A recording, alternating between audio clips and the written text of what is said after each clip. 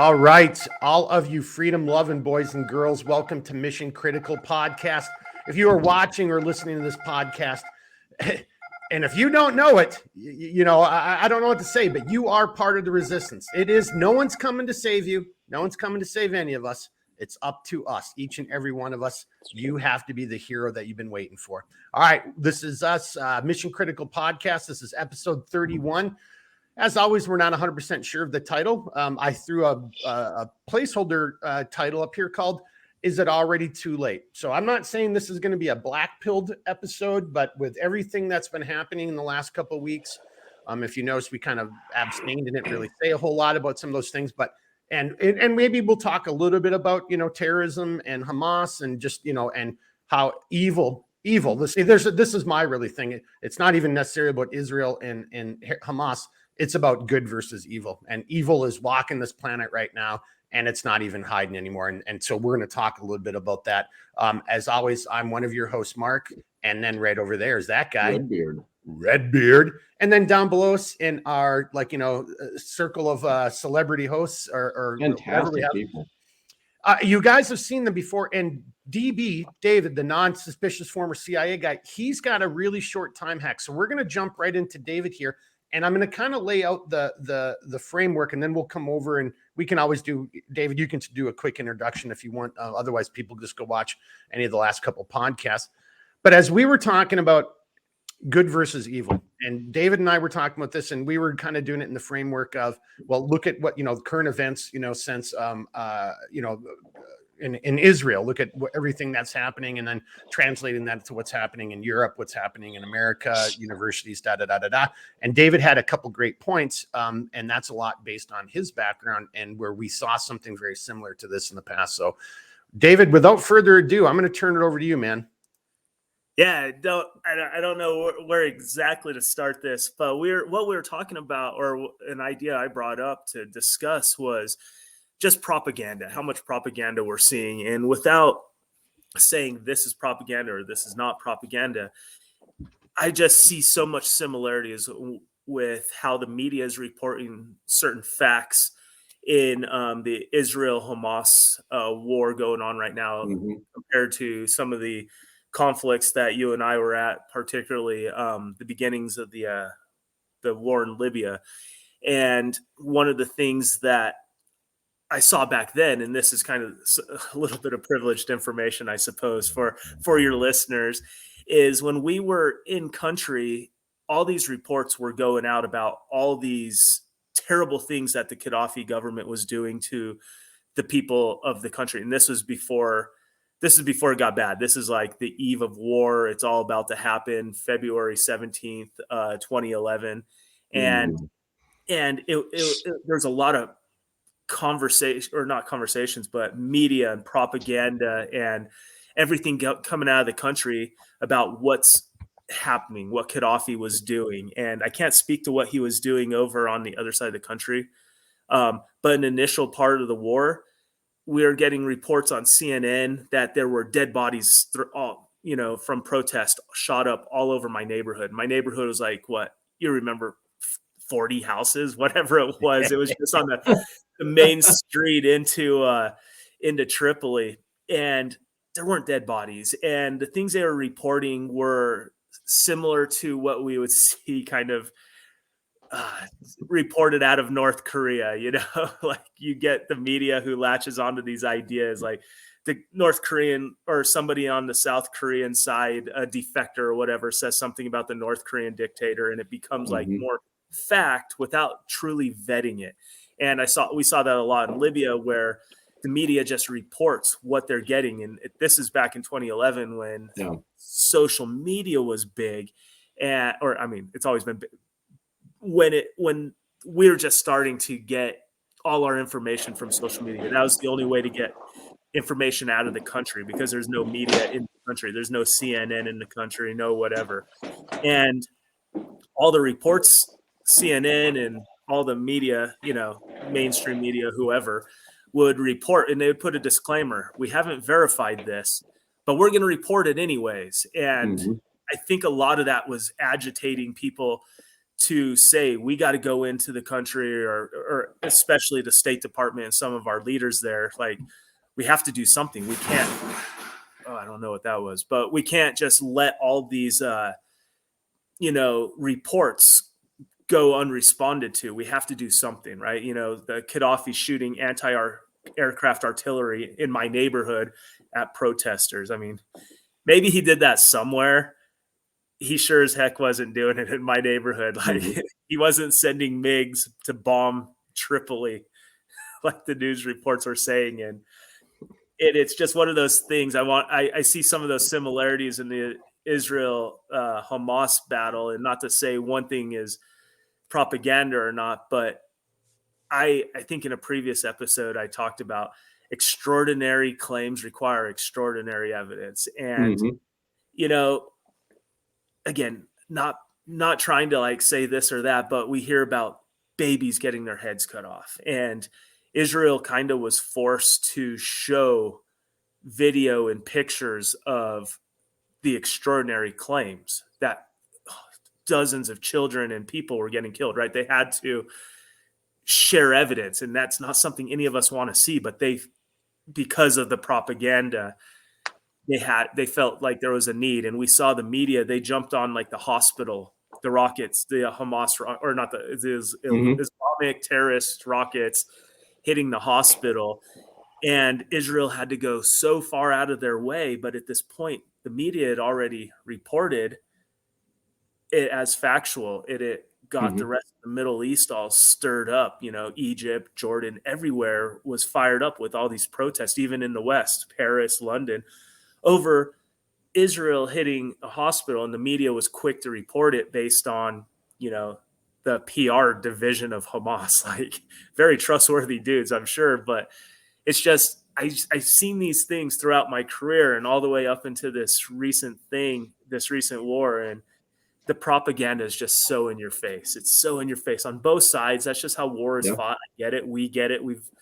United States was big into this, during World War II also. And it's a fascinating thing to study that I'm watching. And I just wanted to share my experience and how, when we were in Libya, all of the news reports that we're watching, CNN, and the things they're reporting, we're just looking like the city's rioting, Tripoli's rioting. February 17th, we went to the JW Marriott. It just opened that day. We went up to the restaurant. We didn't see a single car on the road. There was no traffic, quiet night. Nothing happened in Tripoli.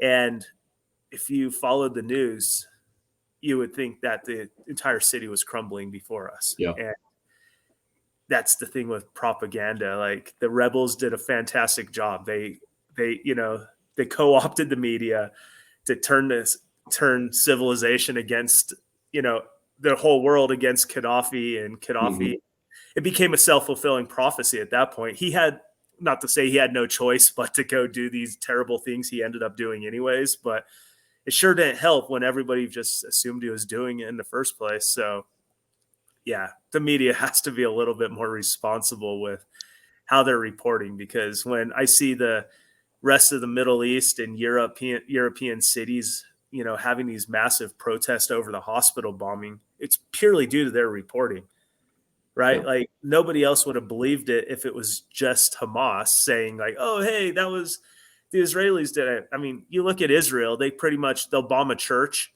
and they'll say, hey, we did that, our bad. Or they'll say, hey, we did that because they're bad people under it. Like they'll at least say it on the hospital when they're like, dude, no, not us. Here's the evidence. But it was too late. Right. Hey, so I want to just bring up one point here and then let you elaborate on it, while you still have time, and maybe this will feed into Blackbeard and Redbeard asking a question, but you just brought up a great point. But I would almost argue it's as though our media and our government, and this is something I'm going to bring up later in the podcast, specifically, entities and individuals within our government.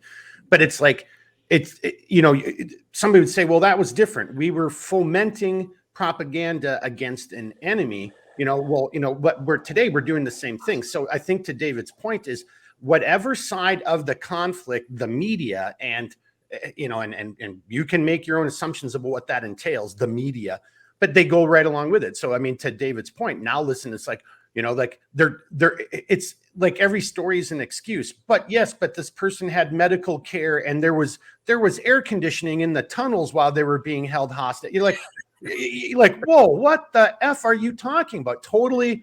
Just unbelievable that they would, CNN would even make comments like that and air a report. But to David's point, it just shows how it's either the useful idiots. It's that, I'm either willingly doing this or I'm unwittingly, being fed this bullshit and I'm just going along with it because I'm too stupid. Right. So malfeasance or misfeasance, it's all the same. It's still wrong. David, does that give you a little more cannon fodder, or does somebody want to jump in and give David a little bit more before he's got to bounce? So just kind of on that. And I feel that so I don't have cable TV. It's 2023. I'm part of the younger generation who doesn't actually pay for cable. So I don't get to watch CNN or Fox or any of that. But when I hear it on the radio, Sirius, XM radio, whatever, I don't actually hear, even on CNN, people going pro-Hamas or pro-Palestine. Like, they're in the short snippets of information I get between my house and football practice and back, like 10 minutes. I'm actually seeing, yes, Hamas did some terrible, terrible things, but you could see that people in the media are waiting to be able to do a crack on Israel. And that's where I think the hospital issue came up. They were just waiting for an opportunity to say, yeah, Hamas did bad things, but look at Israel's bad now too. And they've just been waiting for that opportunity because now it fits the narrative. Now it fits the narrative of the oppressed people, being killed. And I think that's where they go wrong. And they get a lot of commentators on who, at least, I mean, even on social media, even my most political friends, it seems everybody's pretty clear. Like, there's a good side and there's an evil side. And then you hear, don't get me started about the universities. They clearly don't know what the hell's going on. But when there's an action like the hospital attack, it gives the media a little bit of fodder to go after Israel. And that's the propaganda. They didn't take a step back to see, all right, is this true? Is this extraordinary claim that Israel just bombed a hospital? Like, let's verify some of these facts. It's not that hard to verify that kind of stuff at this point. And to your point, and Hamas has a long history of, putting leadership and weapons and caches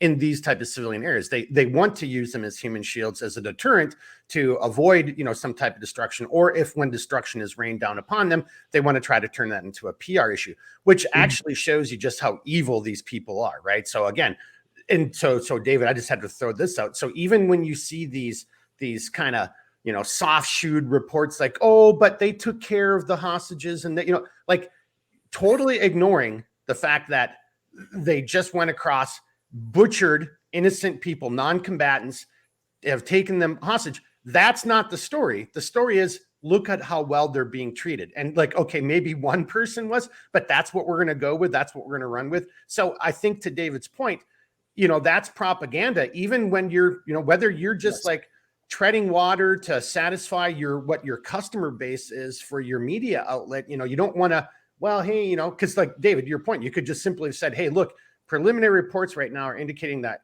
Israel may have struck this hospital. Here's what we do know: that Hamas has used these facilities in the past, to house their, for strategic purposes. And, so it could be true. And even if it is true, we don't know the whole story. I mean, David, I think that's your ultimate point, is that's what a news media should be reporting. Instead, it's like, Israel did this, or Hamas is great and, gave an elderly woman a bottle of water. Like that somehow makes up for, all the atrocities they committed. Yeah, exactly. And I think that's where Hamas right now, and they're just doing a better job on the PR front, the propaganda. Well, they've got the help of almost all the mainstream media, though. Yeah, because it fits the narrative that they're looking for. And even as atrocious as Hamas's actions were in Israel, I still can't fathom that people are still taking their side initially on crazy reports. They're even publishing the videos of Hamas carrying babies or carrying the kids as if they weren't killing them. It's like there's so much evidence that's going against you guys that Israel was forced to release because the media and the propaganda machine is rolling so hard. Israel's like, we really don't want to send all these pictures and things to the media, videos of dead children, but we have to. We feel that we have to because we're losing this part of the propaganda war. The media is just running with, yeah, Hamas can't possibly be that bad until we show them evidence, and there you go. And that's where I think the media is they need to do a better job at vetting information and then considering the source in the least. Come on. And I'm sorry, I just wanted to interject because now you have media outlets who are knowingly, wittingly on their through their own volition, they're determining if somebody's a terrorist organization, or they're determining if certain actions or atrocities should be reported, right? So again, if you look at CNN and BBC and a lot of, again, and I'm not going to I'll put a blanket statement on a lot of the mainstream media, New York Times, at all. They've again, and go do your own research. There's the memos. Don't say this, don't say that, put it in this type of, or phrase it and use it in this type of terminology. So to David's point, again, back in that era, look, Gaddafi was not a good guy. But at that point, I mean, look, go do your own history. Gaddafi was working, again, he's a dictator. He was willing to work with us in the West because there was great benefits that were coming his way. I mean, David and I both lived in that country, up to that point and then a little bit after. And here we are now in 2023. And there's a country called Libya, but there's not an effective, that country is not a country anymore, right? And our propaganda, for whatever reasons, got that ball rolling and kept that ball going. And now you can make an argument, well, maybe then this is where American and Western military, for regime change like this, to remove those type of dictators, that then is a worthwhile or moral use of our resources and our military, machine, that's material and men. I think that's a pretty bold statement. I would have some serious issues, and I know Redbeard will have some too. I don't see why one American should go over there to dispose that guy, especially if that guy was coming around and the carrot was starting to work better than the stick. So, well, and to add to that too, let's come. Well, Redbeard, let's let DB finish because I know he's got a roll, and then we'll come up to the rest of us. So I'm just trying to get us primed because he's going to leave in a second, and I know you're going to want to have some things to talk about. So I was kind of setting you up for the next when you step up to the plate, and I lobbed that softball up there for you. All right, David. Well, I got a couple minutes, so I got to get off the soapbox. But I don't know. I have a journalism minor, so I studied a lot about how media ethics and just general use of how the media can influence public opinion, and watching it, living through it, and then continuing to see it.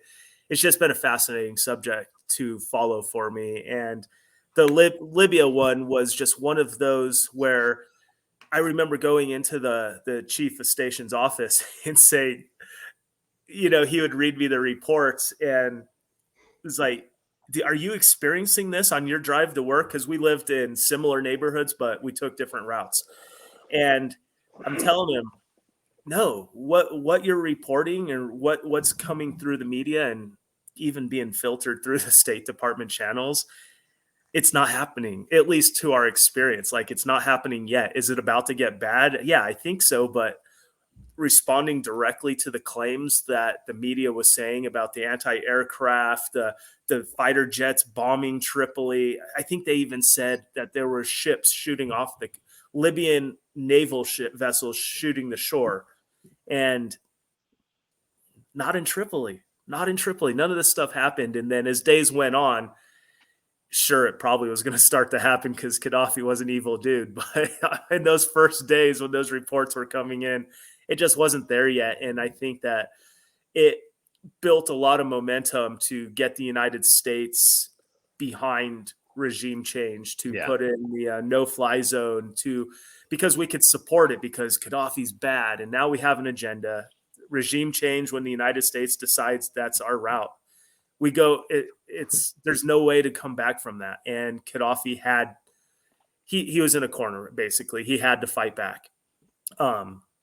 Well, he got Killeried. I mean, Killary put him in there was no, I suppose he could maybe have tried to flee to some other country, but Killary was not going to let him live, period. I mean, she made that evidently clear. Well, yeah, once it was decided, he was done and there was nothing he could do about it.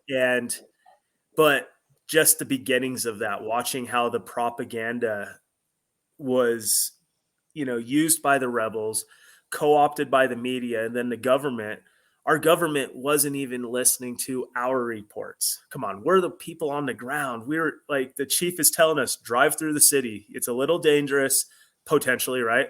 Drive through the city, try and verify these reports. We just spread out, just trying to figure out, is any of this true? And we all came back to the embassy. We're like, yeah, no, dude, it's quiet out there. I don't know what's going on, but these reports are winning. We can't fight. We can't even fight against the propaganda at this point, us on the ground. And yeah, just to tie that back into like the Hamas and Israel thing, it's people listening. We should do a better job, even when the media reports support our viewpoints. We should always have some healthy skepticism to be like, all right, that's extraordinary, right? Children beheaded or children killed. That's extraordinary. Like, prove it. Give us some extraordinary evidence to support that. Like 5,000 rockets from Hamas into Israel. Yeah, we believe that because it happens like every other month. This one didn't happen. So, we should have a little bit of healthy skepticism. And so let someone prove their point that this isn't propaganda. This is actually happening. And rather than the media just reporting it and then huge chunks of the population believing whatever the media says without, using any common sense themselves. So, well, and on that note, well, but I'm just going to throw one more thing out there. So on that note, it goes in the same thing with the PP tapes and the Russia gate and, the whole Biden, the laptop. I mean, what you just said, the image that popped in my mind was Leslie Stahl on 60 Minutes, just not wanting to be a journalist at all. Sir, just adamantly refusing to even acknowledge that laptop could have been Hunter Biden's and that this just didn't want to do it. So David, I think the point you're just making is exactly that. When people are just taking their marching orders from the media, and if the media is taking their marching orders from, Blackbeard and Redbeard, I'm sure he'll chime in, who's given them their marching orders. But if the marching orders are like, that didn't happen, that's bullshit, you're just making it up. And then, the counter question would be, well, okay, well, if I'm making it up, then prove me wrong. Because to David's point, here's all the footage. No one wants to release that. And I'm here to tell you, boys and girls, you don't want to watch that shit. You don't. I don't even part of me is like, that shit should be out there and everybody should see it because it is the raw, unfiltered truth. But it'll make you sick. It'll give you nightmares. And, it's a sad tragedy, for those families and those individuals. But sorry to interrupt, but maybe it should. That's what I'm saying. Maybe it should. We should see it. Maybe we should have nightmares. Maybe we should face the fact that this evil is out there and it exists. We can't. I know it's going to be disturbing. Well, that's where I was going to go at the end. It's like, it's really harsh, but it is that thing. So as Blackbeard and I were kind of texting a little bit, when you get into the whole cognitive dissonance, and if you're looking, and if like 80% of people can't admit that they're in a crisis while they're in a crisis, like, there's the lion charging or the dam is breaking or the cliff is falling on them. 80% of people will still be like, oh, this can't really be happening. Well, to David's point, well, maybe we need to be like, no, okay, here's that harsh kick in the nuts that isn't going to kill you. It'll give you nightmares and it'll make you vomit and you'll be sick to your stomach. But hopefully you'll come out the other end of that with a better sense of like, okay, no, I really did just see what the world really looks like. And evil, whether you want to say Satan, God, however you want to break it down, I don't give a shit. But that's fucking unadulterated evil. That is just plain and simple evil, and it's walking this planet, and it's not even trying to hide itself anymore. So, David, any last comments on that? No, that's pretty much it. I'll try and jump back on. I'll be back in an hour if you guys will have me. Well, we probably will be. Hey, jump on. Hey, you want to tell everybody a little update on football? Just real quickly. Semifinals this weekend, and then for both boys, both teams are undefeated, and then championship next weekend.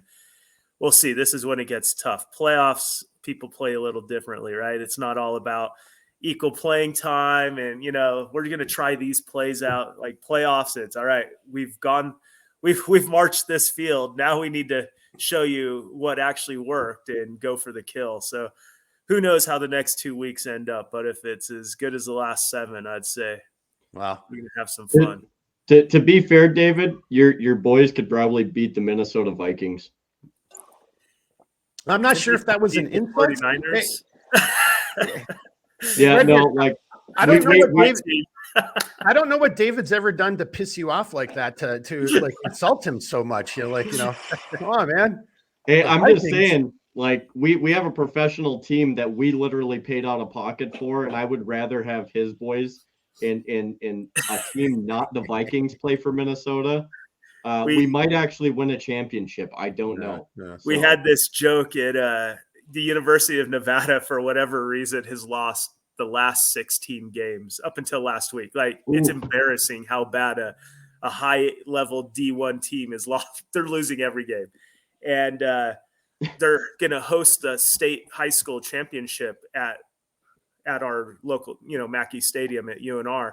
And the media talks about like, oh, football's coming back. Like, they're making fun of the fact that that we're actually going to see good football out of the high schools on the field, because we're not seeing it out of our, high-priced football team. But football's coming back. It's going to be all the top high school teams. It's all trash talking. I love it. I mean, if the day ever comes though, and your boys want to play professional, I mean, you can always send them over to my team. I know people hate the Eagles, but they're a hell of a lot better than the Vikings.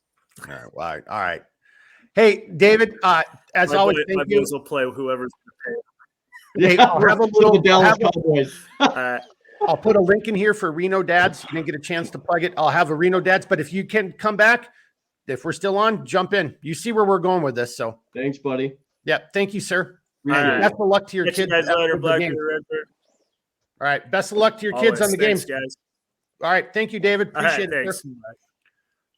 All right, everybody. So I'm going to shut up. Who wants to jump in? I know there was a lot to unpack there. Or if you want, go in your own direction, because my ultimate argument here is it's almost too late. I mean, here, I'm going to end it on what David and I were just saying, and I'm going to try to turn it into a positive to feed you guys in whatever direction you want to go. So as in my humble opinion, as horrible as these events have been, we got to try to always find something positive or have a good lesson learned, right? Don't let anything just be a waste, right? Don't let these people have died for nothing. So if we can look at this and find a way to, make us better as individuals, better as a community, better as a country, better as a society, better as a species, so be it. So that's kind of like my thing is like, don't let the dead have died in vain. And I apologize to any family member who just doesn't want to talk about it. I get it. And I don't mean any disrespect, but I personally think we use this as an opportunity to highlight what it really is. And it's a war between good and evil. And evil is, and just look at what's going on. And this is where I'll shut up and turn over to you guys. Just look what's going on through the so-called enlightened West. To me, I think all we're seeing is just how anti-Semitic most, of the left or liberal class really is.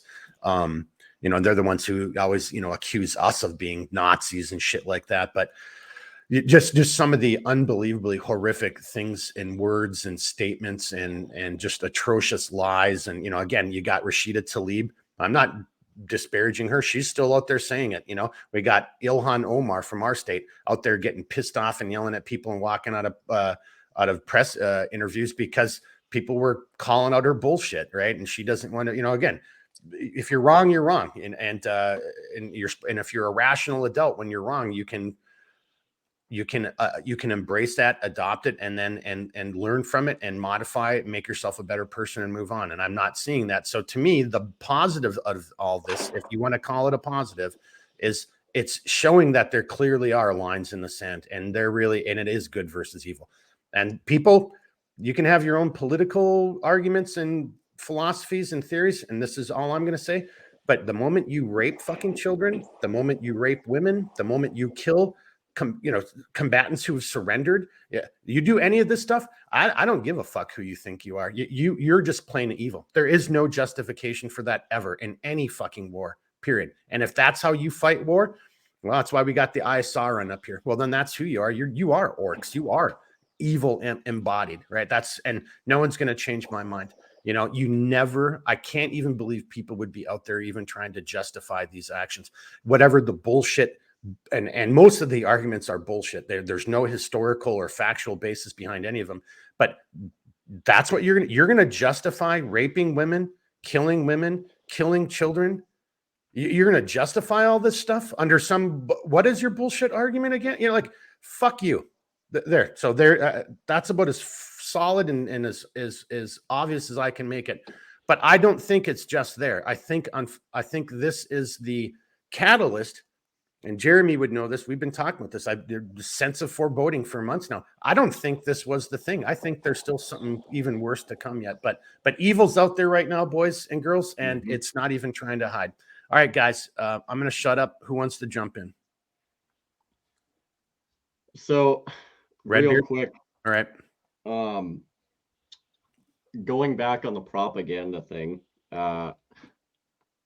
I find propaganda very interesting because as technology changes, propaganda really doesn't. Propaganda is going to do whatever it does, which is to ferment a particular attitude towards one thing or the other, and which is a very directed way of doing it. But and I expressed this to Stephen actually over a conversation. I don't know if it was last week or was it the week before, Stephen, but what's concerning to me is how very well done AI pictures and photography and stuff like that has become, as well as like deep fakes.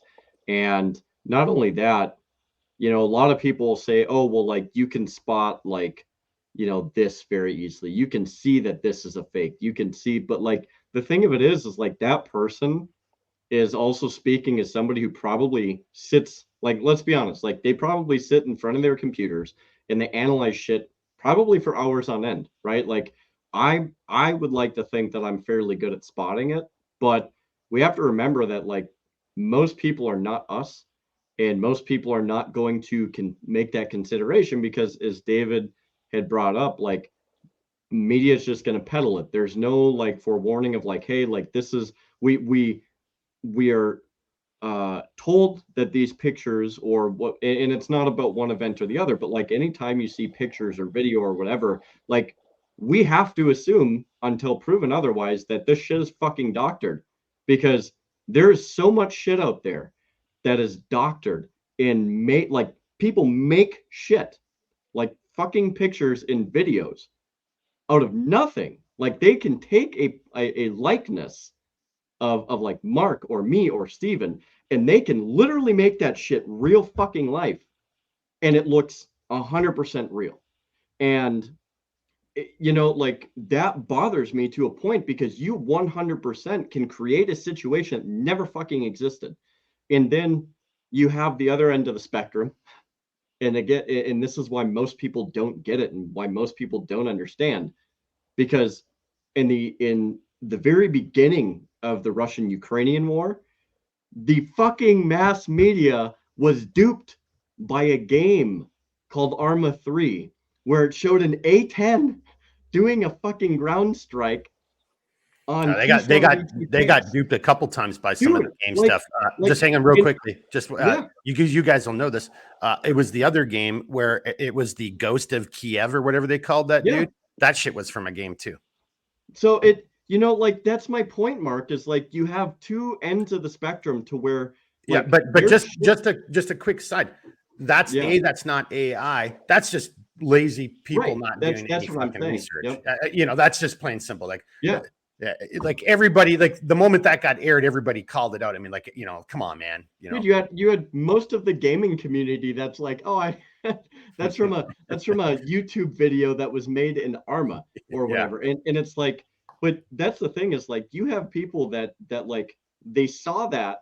You had a lot of people that believed it, and it's like, dude, like, whatever. But then you have very sophisticated shit where and I've seen people like just dress up this whole thing as an example, and it looks fucking real, dude. Like, it's indiscernible from a picture I could take of Mark, and it's like, it's not real, right? No, and that's the thing is like, it's not real, but like, it's so hard to prove that it's not real because of how well it's done. And I think people do go to those lengths. I really do. And I think okay, that, so just wrapping that up though. So that's the yeah, threat of AI. Okay, so as technology advances, yeah, I mean, that threat is going to be there. And that threat has always been there. I mean, it's the same thing. It was like, back in the day, somebody would just write a false newspaper story and just, yeah, by the time anyone got around to trying to investigate it and to right. ascertain whether, I'm just making this up, the Baltimore Herald got Mhm. this right or made it up, it's already too Yeah, late. I mean, look, yellow journalism, the Spanish-American War, you could make yeah, that argument. That's what the Hearst family did. So this has been around. It's just a different form of media and how it's controlled. But I don't yeah, think any of that takes away from us. And so Jeremy, I'm not putting words in your mouth, but yeah. what I understood you to say is like, you Mhm. got to do your due diligence, and you 100%. and you got to be. There's nothing wrong with asking questions, right? Yeah, you have to like, hey, question okay, I things. got it, right? And I think that was David's point. Like, the media Mhm. didn't ask a single question, and that's what they, of all people, are supposed to do. Yeah, Like Blackbeard. How many times, I'm thinking of like the Snowden leaks. They're like, oh, you're not supposed to read this. Let us do that. That's our job. Well, you don't have a security clearance either, Mr. right. CNN. Dude, what are you fucking talking about? But that was their thing. Like, well, that's our job. Okay, so on one Yeah, hand, we're supposed to trust you, but then, to Jeremy's point and to, right. I think, David's point, but you guys aren't trustworthy, and you're not Yeah, even doing your own due the, diligence. the same people that fell for an Arma 3 video, right? Like, that was clearly Yeah. fake. Yeah, and and who spent their whole waking hours telling us But that the yeah, Hunter Biden laptop wasn't real. It was Russian but they're the disinformation. leading authority, Mark. Yeah, And if we don't yeah, have a journalism credentials, yeah. we're not And qualified and to I talk don't about have a clearance anymore, so I can't read that shit. Only they can, and they don't it. have Yeah, clearances either. Blackbeard, do you have a clearance? Can you read any of this stuff, sir? What's he's going pretty on with you? smart. He could. I could certainly read it. Now, whether or not I could comprehend it or actually gain access to it, that's a different question. So, no, I don't have clearance to it. Um, but you've raised a lot of very interesting points, and I have a propensity to try to look at to pull out a little bit. In fact, I try to make that a habit, because what happens is when we enter into these elements of chaos, they are inherently emotional. And it's not that that's a bad thing, but what it can do is cloud your judgment, your thinking. And so I try to step back and say, well, what am I actually looking at? Like, what are the objectives here? And is Hmm. there any way for me to ascertain what those things are? And so, for example, Mark raised a very excellent point. He's like, if you do this, well, then you're evil. And if you do that, well, then you're evil.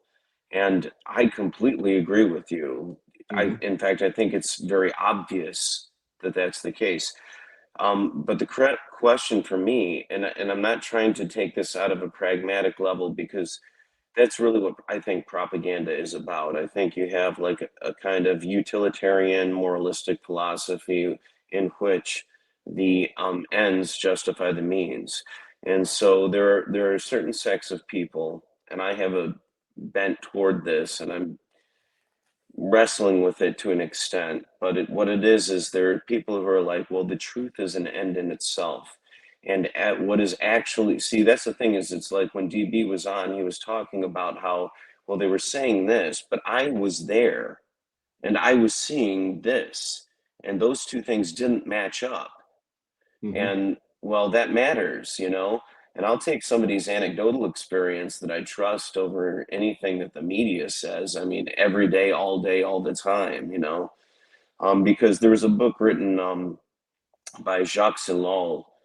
It's been so many years since I've read it. I can't competently really reflect on it, but it's called Propaganda. Jacques Silan, he was a French philosopher, and he also wrote about like things like the effects of technology on society, which is very I mean directly interwoven with the things that you're mentioning. You'd mentioned, you know, for example, that people were fooled. And you know, one of the things that you have to ask yourself, and this is what I mean about utilitarianism versus, you know, seeing the truth as an ends, because that philosophy, as I understand it, seems to say that the ends justify the means. So let's say my objective is X. If I have to lie to get to X, well, the ends justify the means. That's what I have to do, but ultimately it's for the greater good. And so, in a world in which truth has been relegated to relativism, and morality is something which is subjective rather than objective, and the difference being is like, for example, you know, is it, you said that it's wrong to, you know, rape women. I agree with that. I think that is very obvious, actually. Like every decent person knows that in their soul. But that said, you know, if you don't think that that is objectively true, whether you believe, like, let's say that you're some psychopath, right? And you're like, I don't really see anything wrong with that. Well, I mean, if objective morality is real, then it doesn't really matter what you think about it as a psychopath, or even what we think about it, even if we're in alignment with the truth. It exists and stands on its own, objectively, not subjectively. Mhm. And so when you talk about a battle of good and evil, I'm just here to tell you, and I'm not saying that one side may not be more evil than another, but you have to look inside your own heart, because that's where it comes from. You know, these bombs that are getting sent off, or if children are being murdered and if women are being raped, well, guess what? It's other people that are doing it. It's not like some mystical thing, really. Correct. It's coming It's from human inside beings. their hearts. Yeah, Yeah. it's Yeah. coming from in, and that's what has to get fixed, see, if we want to live in a better world. And Well, so, so you can I know, just interject real quickly, and then please do come over so. to both you guys, because and I'm going to have to try to find this, and I'll put a link to it. I know this is going to sound cheesy, but the book Starship Troopers by Robert Heinlein, there's a whole bunch of morality, and it's a much more philosophical book than, you know, the movie. I know some people like it, but the movie sucked. The book is way different. But Sargon of Akkad, if you guys remember who he was big Yep. on YouTube for, you know, back in the day. He did a couple different channels, but he's got like an hour and a half to 2 hour podcast where he goes through Starship Troopers, and he breaks it down, because there's a lot of issues that Heinlein presents in there and poses that have to do with who we are as people and our morality. And Blackbeard, where I'm going with this is what you just said. One of the tenets in there is, like, think about this. I mean, well, Heinlein, so again, whether he's right or not, in his world, he's making an argument that no one's born with morality. Morality is learned, right? It's based on our relationships with our peers, our family members, you know, the people in our community, our classmates, you know, it's how that's all imposed upon us. And I've always been attracted to that kind of comment, because way back in the day, I was saying the same thing when it came to recidivism and juvenile delinquency and criminality, because that's where my original background, I was going to go down the road to being a cop, was when you just looked at it, it's like, this guy right here doesn't have the same set of he doesn't have the same worldview, and ergo, he doesn't have the same moral philosophy that I do, because he's grown up in a completely different world. And in his world, his culture, stealing from somebody might be acceptable, or doing physical or bodily injury, harm to somebody is acceptable, because that's how you progress in the ranks, or you show your worth and your value to the gang. So to your point, Blackbeard, and I just wanted to throw that out there, and I will try to find that link. As a matter of fact, I'll write it down here in a second. But because it's worth people finding and listening to it. It's again, I think it's like an hour and a half, but it really opens up this whole question here, because yeah, I think it's abhorrent. I think it's, well, and then I guess there it is. And based on what you just said, Blackbeard, here's where I'll leave it for you and Jeremy. If that is true, and if we have such opposite worldviews, if the dichotomy, if that gap cannot be bridged, then what's the end state? Then what's the result? If that other group will never see these actions as repugnant or immoral, and they will always see them as an ends to justify a means, then where does that leave us, boys? Yeah. All right, Not who a wants to good dive in on place. that one? Blackbeard, Not a good place. right? It's I mean, part of being in a civilization is having a collectively shared sense of ideals and beliefs about things, and that's part of the reason that our civilization is breaking down. It's because those things have been lost. Some of it is just, I think, kind of like the entropic progress of society itself, but I think some of it is intentional. And you know, I actually think that morality is objective. I do think that all of us have a sense, at least, of, maybe not to the same extent of or fullness of it, but all of us have an extent. And what happens is, though, is that we come to love the things in us that are corrupted as much or more than the things that are right. And so it isn't that I don't know that. I mean, I'm using this hypothetically. I want to be very clear about that. But like, it's not that I don't know that raping someone or murdering someone is wrong. I mean, that's very evident. But some people are like, their hearts become hardened to it, even in spite of that, you know, voice within themselves, which we call a conscience, which is with knowledge. That's what that word means, is with knowledge. And it could Yeah. not just be also just being hardened. It could also just be, and this is where I believe in evil, it could be their brains have been twisted into believing that, Sure. well, I know this sucks and this is a Yeah. horrible thing to do, but I have to do this in order to save humanity. And I think there's people in our current administration, even right now, who actually think that way. You know, there's politicians in America who think that the world will end if they're not in charge or if they're not out. You know, it's that type of thing. And it's that grandiose, I know better. And if I don't do this, even if I have to kill a bunch of people along the way, but the sacrifice will be worth it because I'll finally bring, you know, usher in utopia. Yep. No, I agree. Absolutely. Redbeard, what do you got there? You know, I hate to do it. You've got the eye of Sauron always in your little corner. I'm not implying that you are evil like him. So I know. Wow. You know, I mean, it's good you provided that clarification because look, Mark's not being a dick. So he doesn't just put it there because he thinks I'm an evil pile of shit. It just happens, you know. Hey, no, that's the corner it goes in. I try to move people around, but it just always puts you in that quadrant, you know, because I mean, you know, and to be fair, Mark, just real quick, I mean, the right corner seems like the corner that, like, regardless of what production you watch, it seems to be where everybody puts stuff. So I mean, I don't think that's necessarily a you thing. I think that's it's just the a natural, software, brother. It's a natural gravitation too, you know. Oh, there's so, that too.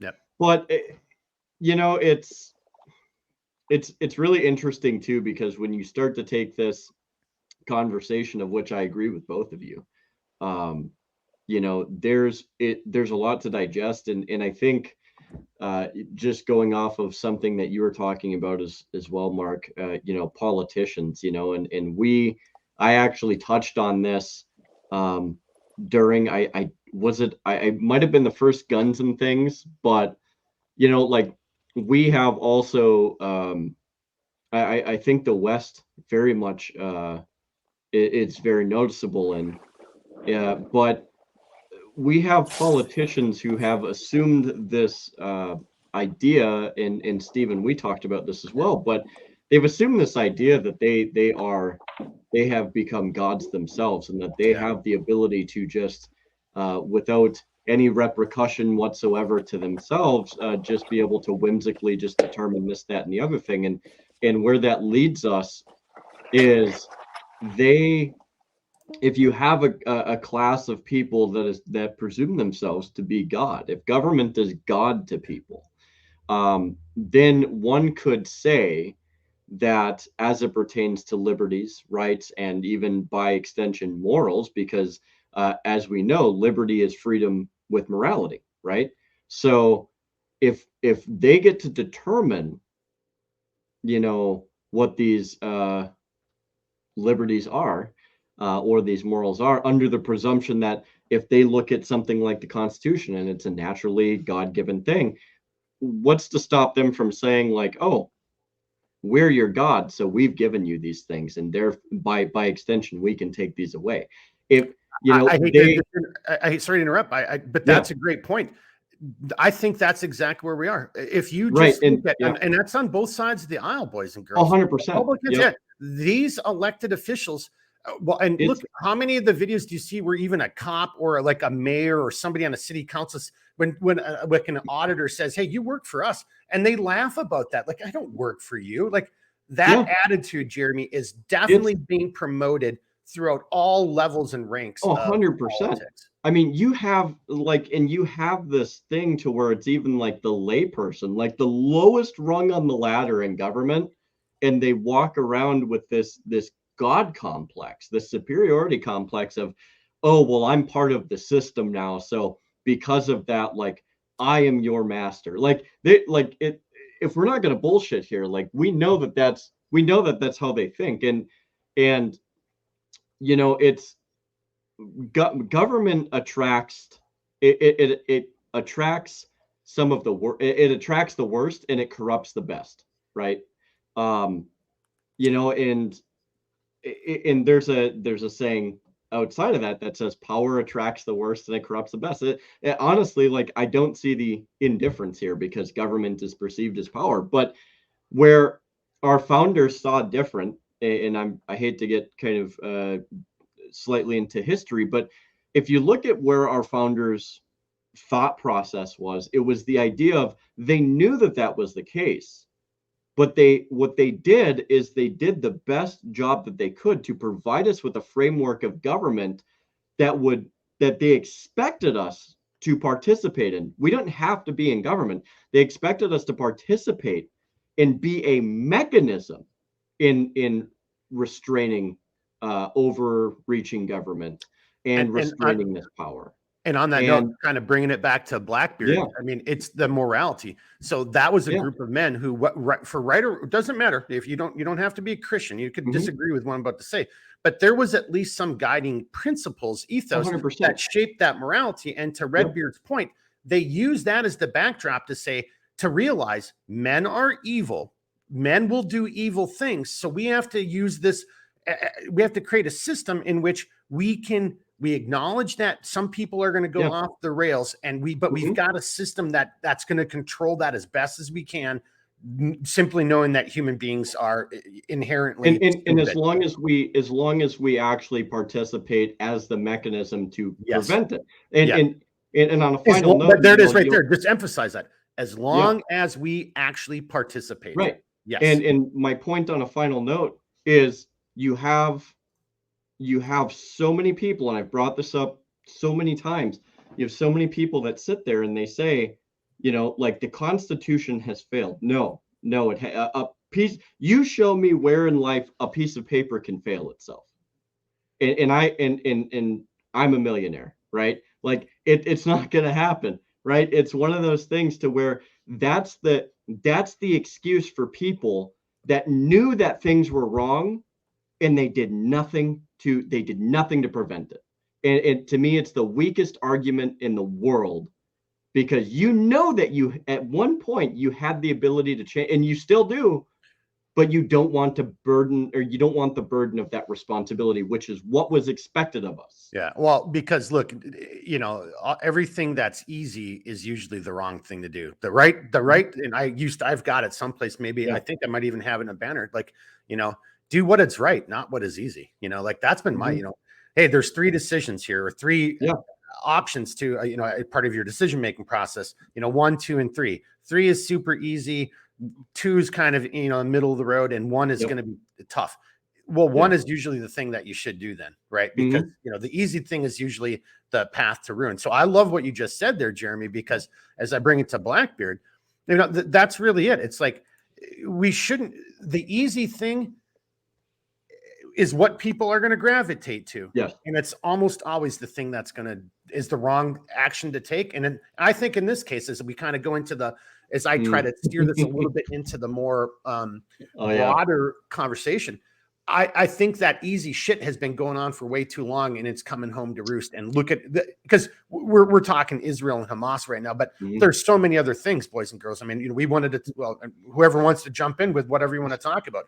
It's everything that's happening in our campuses, to that shooting the other day, or what's going on in law enforcement or politics, you know, nowadays. I mean, we're in big trouble here. I mean, I don't want to be all black pilled. I'm almost wondering if it's too late. Will this be? Will the recent events, the recent unpleasantness, be enough to wake up enough of us that we can save the ship before it sinks and takes all of us down? No. I don't know I know that's pretty open ended. You guys can jump in wherever you want. Blackbeard, let's come back. I'll yield to Steven first. Yep. Okay. No.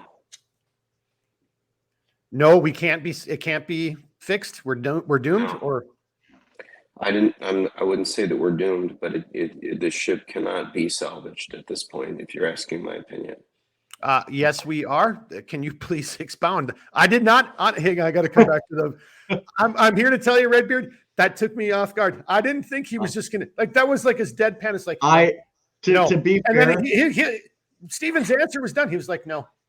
The only reason Next I question. kind of expected that is based off of our previous conversation. So I'm not a good litmus test for that. Oh, okay. I did not see that coming. That was just no. It can't be. We're doomed. All right, Steven, fill us in here, sir.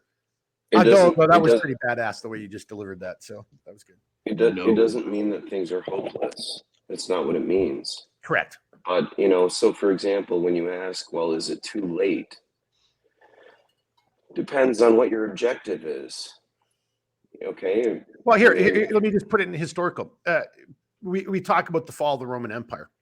The Roman Empire collapsed, and the final collapse came rapidly, but it was a series of events over a period of time. You could actually, depending, historians I'm sure argue about it even still today. Was that over 100 years? Was it over a 200-year period? When did it start? But when the collapse finally came, it came pretty quickly. But all of those people didn't just die, right? So to Blackbeard and Redbeard, is it too late? It doesn't mean we're all dead tomorrow. It just means we're going to enter into a new era in time, a new epoch or a new system of government or something. So I just want to throw that out there. And I don't know if that's where you're about to go, Blackbeard. It's a great point, Mark. It is a good point. It's exactly right. And I think that's what it is. A lot of people talk about like the end of the world, and the truth of it is that Western civilization was founded on Christian principles. Now, you may not like those principles. You may not believe that those principles are accurate, but I'm talking from a historical perspective. And so there's always been this kind of apocalyptic eschatology that people have in the back of their minds about the end of the world. But the word there that is translated from Greek, the Greek word is aeon, which means age. It doesn't mean world, it means age. And an age has to do with, it's a whole other thing to do with the sky and the constellations and a giant celestial clock that's always moving. And so what it is it's a transitionary period from one particular age of humanity into the next particular age. And that is, the Western system isn't the only one that has those kinds of ideas. According to the Hindus, we're in what's called the Kali Yuga, which is the darkest age that it's possible to experience, where we're the furthest from the divine. And so I guess all of that is to say that, what we're in right now, and I'm telling you, what we're in right now is a transitionary period. And whether we go into something, this is something to consider. And I'm not trying to downplay the effects of our environment, because they are significant, and a rising tide does raise all boats. Okay, it does. Well, then a sinking tide sinks all boats, doesn't it? But now, that having been said, that you are an individual, and that's something that Western civilization really has a grasp on that a lot of others don't have. And what happens in your particular life is not what's going to happen in my life. I am not you. Like, truly, a lot of systems do think that. I happen to not think that. And like, what happens to your life, well, that's up to you. And you can prosper in times of great darkness. And the truth is also that life has never been easy. And if you think it has, you're living in a coma. It's constantly changing. There are always going to be struggles. And we, think about the people that were involved in trench warfare during World War I, the kind of living hell that something like that must have been. I've been privileged to not have to live in anything like or experience anything like that. I'm really lucky that didn't Yeah. happen for me because my ancestors had it, you know? And so I guess all of that to say is like, is it too late? In certain senses, absolutely. Are we going to correct the ship? I don't think we are. I think it's going down. Mhm. But that doesn't mean it's over. It doesn't Yeah. mean we've all drowned. You know, there's still life rafts that you can fill them with air and put your thing on and say, well, I'm going to go over here and this is what I'm going to build at this time, you know. And I'm going to survey the wreckage of what was, and I'm going to take what was Mhm. good, and I'm going to toss out what was bad. So it's not a thing where it's like you have to give up on everything, you know, because we live in dark times, and we do live in dark times. And you know, and this conflict that's happening in the Middle East is completely unsurprising to me. I've expected it almost the Mhm. entirety of my life. It's been written Yeah. about that it was going to happen, and not just in like religious texts. There's like you should look this up if you have the opportunity. Albert Pike allegedly, people discount the veracity of this, okay, but I don't. I think it was true. He wrote a letter to Giuseppe Mazzini in which he described the three world wars, and he talked about the third world war being fomented by um, having Zionism, which is essentially the state of Israel, battle to the death with the Islamic world, which is what we've been watching happening, and now it's coming possibly to a head. I can't say for sure, but it's not looking good. And he said that we'll unleash the atheists and the nihilists and show them the complete origin of bloody savagery and things of that sort. Mhm. And then it goes on with like a prophetic kind of thing that explains why that is, because you're not just doing it for the kicks of it, right? And so anyway, if you have an opportunity, it's really worth reading that. I happen to think that it is accurate. People debate that, but in my opinion, it is a truthful thing. And so all that to say is, and I know I'm being long-winded here, but it's all that to say is that, you know, it's not so much about what the hour is. It's only so much about the hour insofar as it informs our behavior in this time. Because whether or not it's the end of the world or the beginning of the world, we're still here and nothing changes in that respect unless we get taken out. And if we do, well, Mhm. then it's not our problem, is it? It's not that I don't care about other people, but that's kind of a moot point at that Yeah. juncture. So as long as we're here, the Yeah. question becomes, well, what do I do now that I'm here? And that's something that's worth discussing. Ooh, that's a good point. You're muted, Mark. Thanks. I'm there for you. No, there was a lot there, and you weren't long-winded. There was just a lot. There's no way. I mean, you had to say all that. But I do want to ask this because I know that Pike document that you're referencing. I Yep. don't know enough about it, but I do know you're absolutely right. It's controversial. I think Yep. some people are saying that they think it's false because he uses. I can't remember if he uses not. He uses a term. And people Correct. and they point to that and they say, "Oh, see, well, that term didn't exist." And well, actually, no, it kind of did when you get Mhm. back in this. So, but I think that's very interesting. So, if you don't mind, I know this is a little bit of housekeeping, but before we go further, when we're done or whatever, send me whatever type of link to anything that you would think is a good reference because I know I'm trying to think.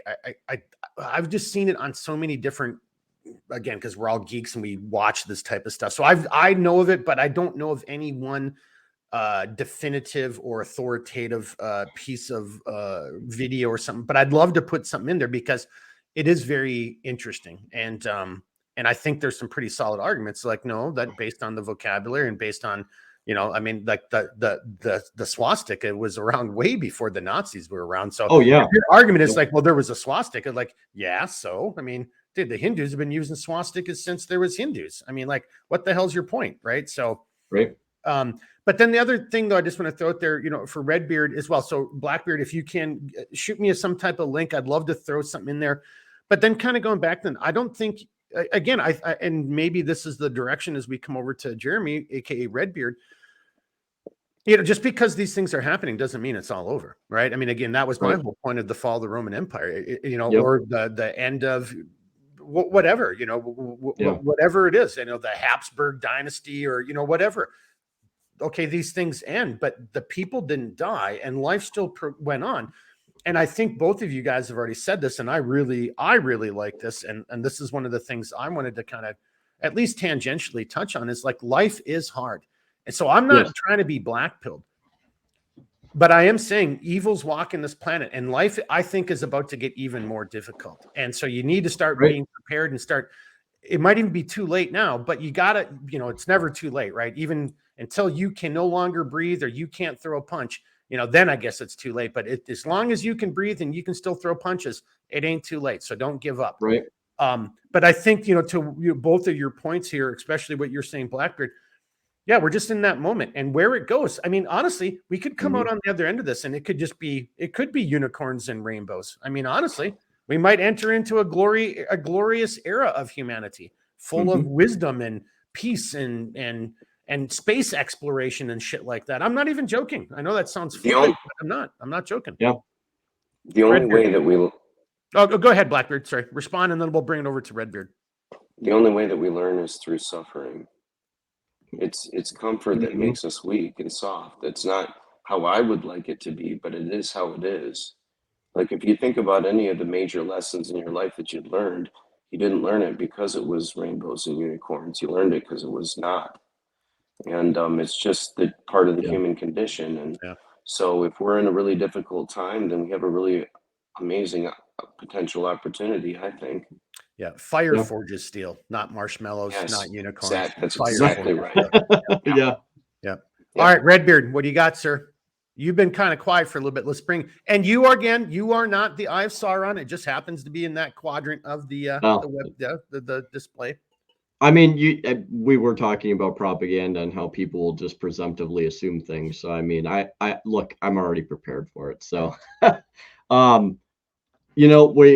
when it comes to prepared and responsibility in the unforeseen future, perhaps the foreseen future, one thing I want to put out there too is, like, me and Stephen had talked about this quite a bit, but like, look, like, everybody refers to the end of the world. But it's the end of the world as we know it, right? Like, there's so many variables and there's so many things that you can take away from that we just don't know what's going to play out. And like Stephen said, like, look, if we're not here to see it, it doesn't really matter to us. But when it comes to like certain things that we can have some form of control over, some degree of ability to affect, I'm going to kind of take this in a direction that I think Mark and Stephen will both be able to kind of chime off of. When it comes to learning lessons, we in the West, very much in the United States, I would say, we have been terrible at learning lessons. We see this information, we don't like what this information tells us, and we do the exact opposite of it. We forego our morals, we forego discipline, we forego things that would help typically cultivate a civilization of people to grow and to prosper and to do so many things. And we just discard it because it's uncomfortable or it's tough or, it's too much. Yeah, but you're right. It's too much or it's tough, and no one wants to. We've all lost our backbones. We don't want to be. We want it to be. Yeah. Well, and what I think people don't understand is nobody's also asking you to do this alone. Like, a lot of people have this idea of like, oh, well, like I exist in the world, and so like I must have to do this alone. It's like, no, like, meet your neighbors, like learn who's in your community. Like, if you actually go out, touch some grass and meet people, guess what? You don't have to do this alone. You can actually cultivate a small area of prosperity and a brighter future in just a small pocket in your community. But beyond that, I want to emphasize too, like, just a quick plug for what we're doing right here. I mean, you're doing exactly what you just said, Jeremy. Like, so when you were talking, I saw, Stephen was Yeah. nodding in agreement. I'm Mhm. nodding in agreement. So, and anyone who's watching or listening to this, I hope you know, boys and girls, were nodding in agreement. Like, so even this is just a demonstration of what you just said, Jeremy. Just even just doing this podcast or having these conversations, it just backs up everything you're getting at. Yeah. And, you know, and furthermore, to kind of hit off of the responsibility thing, you know, to kind of get a little bit more serious. And one point I wanted to make, Mark, is I don't think this is a black pilled conversation. What I think this is, and I don't think you're being black pilled. What I think, how I feel that people perceive this, before I get to my final point here, is it appears black pilled because reality hurts, and reality is oftentimes very difficult for many people, especially today, to deal with, because it presents uneasy truths, and people are not used to dealing with uneasy truths. And with that being said, one example of that is violence. We have a society and a culture of people who were born of rightful rebellion, by way of violence to our, you know, some would call them oppressors, right? Or tyrants, or whatever word you want to use for them. As Americans, we wouldn't exist, but yet in that particular case, we had exhausted as many diplomatic means as possible. Didn't work. We chose, you know, we didn't choose it. The British presented violence, and then we responded in kind. But the point being is, there are so many examples today, of which we could go down, when it comes to things like shootings. And the knee-jerk response is, we've got to get rid of the guns. Nobody is having an honest, thoughtful conversation and being like, or we need to get responsible, protect our fucking kids, protect our communities, protect ourselves and our families, and be that rightful rebellion against evil and perpetrators of malice, and do what we have to do. But that's a very difficult responsibility, because, you know, people argue, well, that puts me in danger. Yeah, it does. So does crossing the road to get to work, right? You could be struck by a fucking car that you didn't even see. Dude, there's 10,000 life is people. dangerous. Again, that's the kind of Starship Troopers. Like, dude, you could go swimming, you might drown. You go hiking, a bear could attack you, or a snake bites you. Fucking life is dangerous, dude. There's 12,000 people annually a year that die from falling down the stairs. Do you think people are going to stop taking stairs? Like, my point is we go ahead. Oh no, I'm not taking stairs anymore. Yeah. My back and my hips. I'm one of them. I'm not taking. Yeah. And now that you told me 12,000 people die, now I have all the more reason to use my physical limitations to not ever have. I'm just saying, like, you know, why do these, you know, as terrible as they are, why does violent tragedy surprise us? This is literally something that has occurred time and time and time and again. The only reason it should affect us is because we should feel a connection to people who had been aggressed against and be like, this isn't right. This is not okay. This is not appropriate. And there needs to be a reasonable response to this. And we in America, and I would say in other Western countries as well, have been so softened to the idea that we don't need to actually stop the person actively trying to fucking kill you or rape you or beat you up or whatever. We need to cower and become victims to this act of aggression. And then we're going to take away the tools that can be used to do that, or to repel such violence of action. And it's like, that is not the appropriate response. That is the response of people who are so, maybe some of them aren't so out of touch and they know exactly what they're doing, but either way, you're lost of reality, because you're not even thinking in a realm that is remotely reasonable. You as a man or a woman, a human being, you have given up. You have sacrificed, or intentionally or unintentionally, you have given up your right to self-preservation. So Yeah. as you were talking, It's I in the wrote first down, law of nature.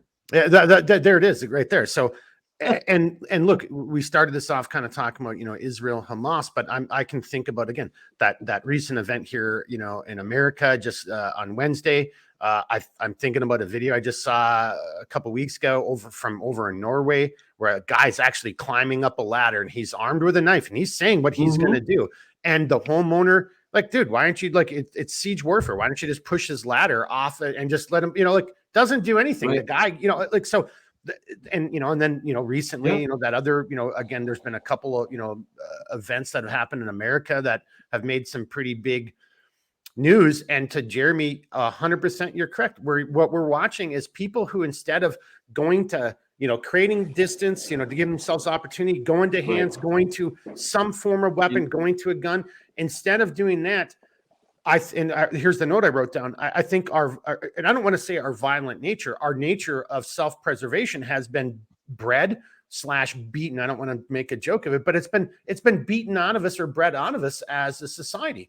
I think that's, and again, you can look at that and maybe that's evil, maybe that's intentional, but that's where we are right now, where there's people who will make more excuses for either not doing anything or allowing heinous, evil acts to take place because they don't want to man up. They don't want to cowboy the fuck up and say, no, I'm supposed to deal with this. And I don't let somebody do that to my kid, or, and no, you can't do that to, well, here, I'll just, this isn't necessarily violence.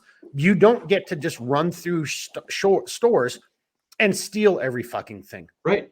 But that's, to your point, that's who we become as a society. And just real quick, Mark, there's two things I just want to finish with. Violence, society is also labeled violence as being overtly negative, right? We associate violence with with negativity, right? So like, oh, like this person shot that person, or this is done this way, or this, is whatever. And it's like, it's by default been looked at as violence. How often in any social realm have you ever seen that where people were just like, hey, dude, like that nobody wanted to do this, but it happened and it saved a life.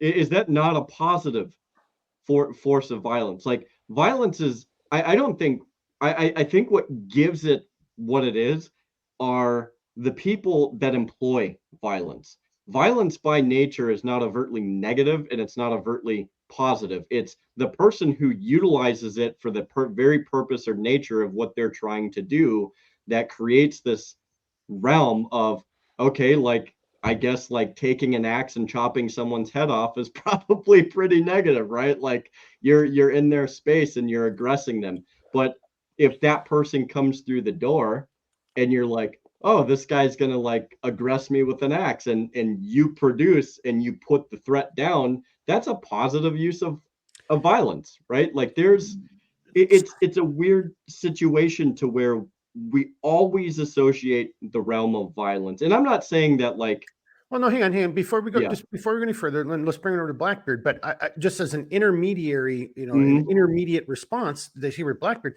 I mean, I'm picking up what you're putting down, and I think we said this a couple podcasts ago. Look, show me one major event in history that has been resolved through diplomacy or through, a United Nations or a League of Nations. No, violence has settled more, international disputes. And you could argue that by the use of violence, we've actually saved lives. I know somebody be like, oh, well, you dropped atomic weapons. Yeah. And you know how many people how many Japanese would have died if we would have invaded the mainland, or how many, it's a horrible act, but it was an act of violence that actually prevented even more death. So I just want to kind of throw that out there because, and that applies from at the level of states all the way down to individuals. And so I don't disagree with anything you're saying there, Jeremy. But I think before we get too deep into it, I think anyone who would say, well, if violence never settled anything, I would say, well, you're really naive, I guess would be my response. And honestly, perhaps maybe I am naive. I am always. No, I don't mean you. I mean figuratively. If I know that, but I'm just saying, like, I am open to the somebody being like, hey, like this was kind of fucking stupid, but here's why.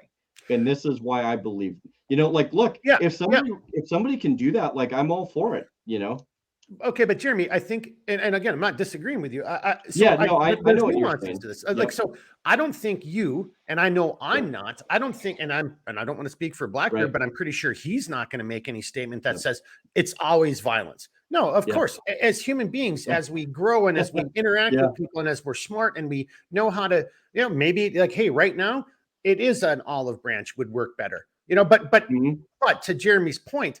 Yep. But when somebody's aggressing you on a city street or kicking in your door or whatever, dude, you got to flip the switch and go to 10, because that's the only way you're resolving that. And again, going back to our conversation near the beginning, some people are just not going to be able to be saved. I mean, and others, you know what I'm saying? Like I was talking about the recidivism and like, like this person's going to be a lifelong criminal. Or what do you do? Or this person is predisposed to always raping and murdering people. Well, what do you do? Right. I mean, it just, these are hard, cold, harsh facts, but I mean, or questions, but you have to look at it from that cold, hard, pragmatic viewpoint, which I think is what you just proposed, Jeremy. And Blackbeard, let's come over to you for your thoughts. Of all the beards, are you the only one who's got it right, or are we dancing around this, or what do you got for us, sir? I'm certainly not the only one who has it right. I don't even know to what extent I have it right, but what I would say is that, I think fundamentally evil is not something which is human. I think that it is like a metaphysical thing, and so is good, honestly. And Hey, can you just take a second and just expound on that just a little bit? I mean, sure. Just a little bit. Just expound on that so people have a better understanding of what it is that you just said. So, so the physical is the material world that we experience, and the metaphysical is beyond the physical. That's what it means. And so, when you say things like it's wrong to murder someone or it's good to love someone, the question that arises inherently from that is, well, why is that the case? And if you go off of if you try to ground it in something that's material, what you'll ultimately find is that it's a matter of personal fashion or preference of the time.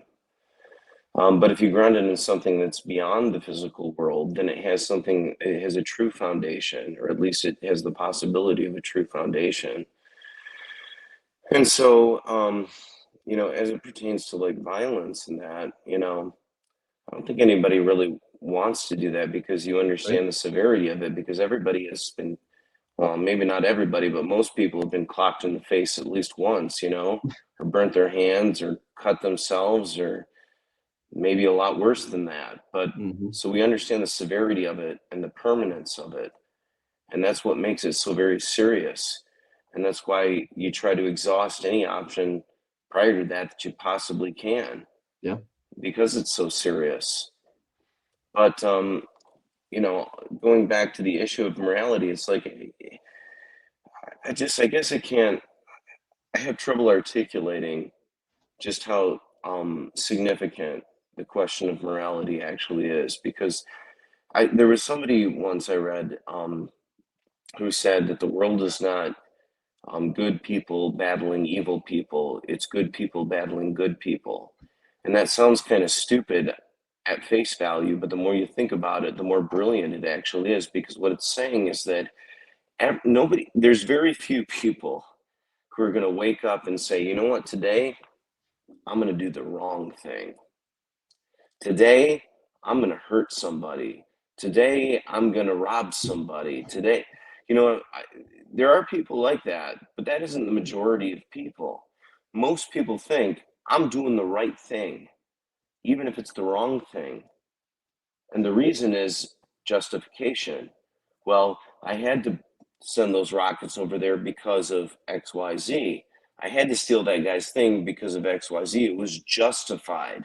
That's what I mean about the ends justifying the mean.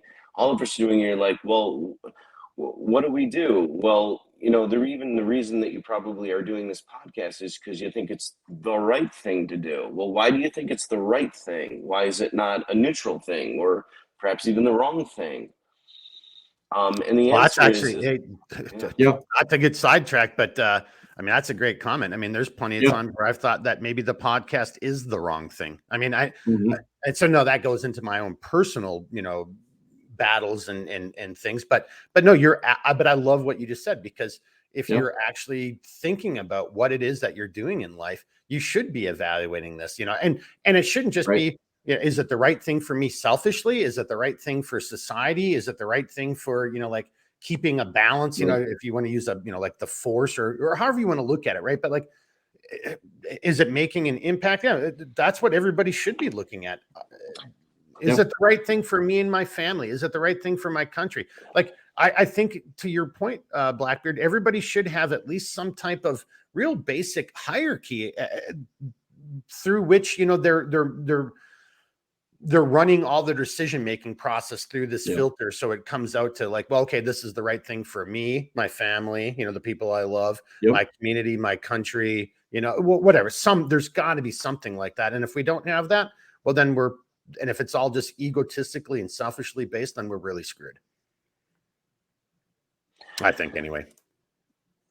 I agree with that, and Mhm. there's an importance of myth as well, and in our modern age, we define myth as being something which is a false story, but that's not the way that it was originally defined. It was just a story about mankind and his relationship with the divine or the gods, if you will. And those are the things which are transcendent by definition, and those are the things that allow us to anchor our morality in something greater than ourselves. See, the problem is that we're all walking around and it's like, well, why am I blowing up this person? And why are we invading these people? Like we're talking about in the particular context of the Middle East at this time. But that's not the only story. I mean, that story's been played out ad infinitum all through time. And the question is, why is that has been played out like that? And the answer is because, well, it's kind of complicated, to be honest with you, but what we require as people is to anchor ourselves in something greater than ourselves. And the problem with modern civilization is that we've decided that man is the arbiter of all things, and that man himself is God, that we're the end all and be all. And the thing of it is like just like in physics, you have for every action there's an equal and opposite reaction. A biblical principle is that for whatever you reap, you will sow. If you go to something like Hinduism, there's the law of karma. Yeah. It's the idea that the actions I take are meaningful and they have consequences, and those consequences will affect me in the Yep. measure and the manner, and sometimes even magnified that I enact them. And so when you look at what's happening in the world, everybody wants somebody to blame. It's that, and sometimes people deserve blame. I'm not saying they don't, but the best place to start for the journey of our own internal growth is to look in the mirror and say, Yeah. what have I been reaping, and why am I sowing these things? And that's the hardest thing to do, is to look at ourselves, because we cannot, by definition, do it objectively. People will always see things in you, sometimes worse, often greater than you will see in yourself, because you're just too Mhm. close to it. You just can't stand back and look at it as objectively as other people can. And so, for a lot of the conflict that humans are dealing with, you have that. Now, I want to just, if I Hey, may, just go before back you go to, any further, I just want to point yeah, out the a lot of the points, the salient points you were just making tie all the way back into wherever Jeremy was, like I think about 30 minutes ago, or maybe it was even more, when we were talking about government officials Yep. and their their basic fixation of like, well, no, I am God. I'm in charge. Now I know I'm omniscient. Yep. So I think that goes into what you just said. That brings me Yeah. all the way back. Fantastic point. I just had to throw that out there because the moment you said that, I was just thinking about it. So sorry, but one of the I love that right there. one of the great lessons of like Greek literature was the idea of hamartia, or hubris, which was an excessive pride.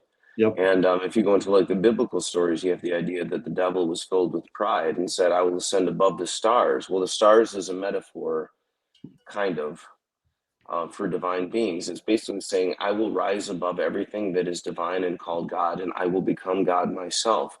And the minute that we do that in our hearts, we enter into a state of conflict because it is a metaphysical truth that we must ground ourselves in something greater than ourselves. It must be bigger than us. We can't be the end all. We can't be the everything that there is. It's not about us. Right. In fact, it's about you. So, That's so, what it's about.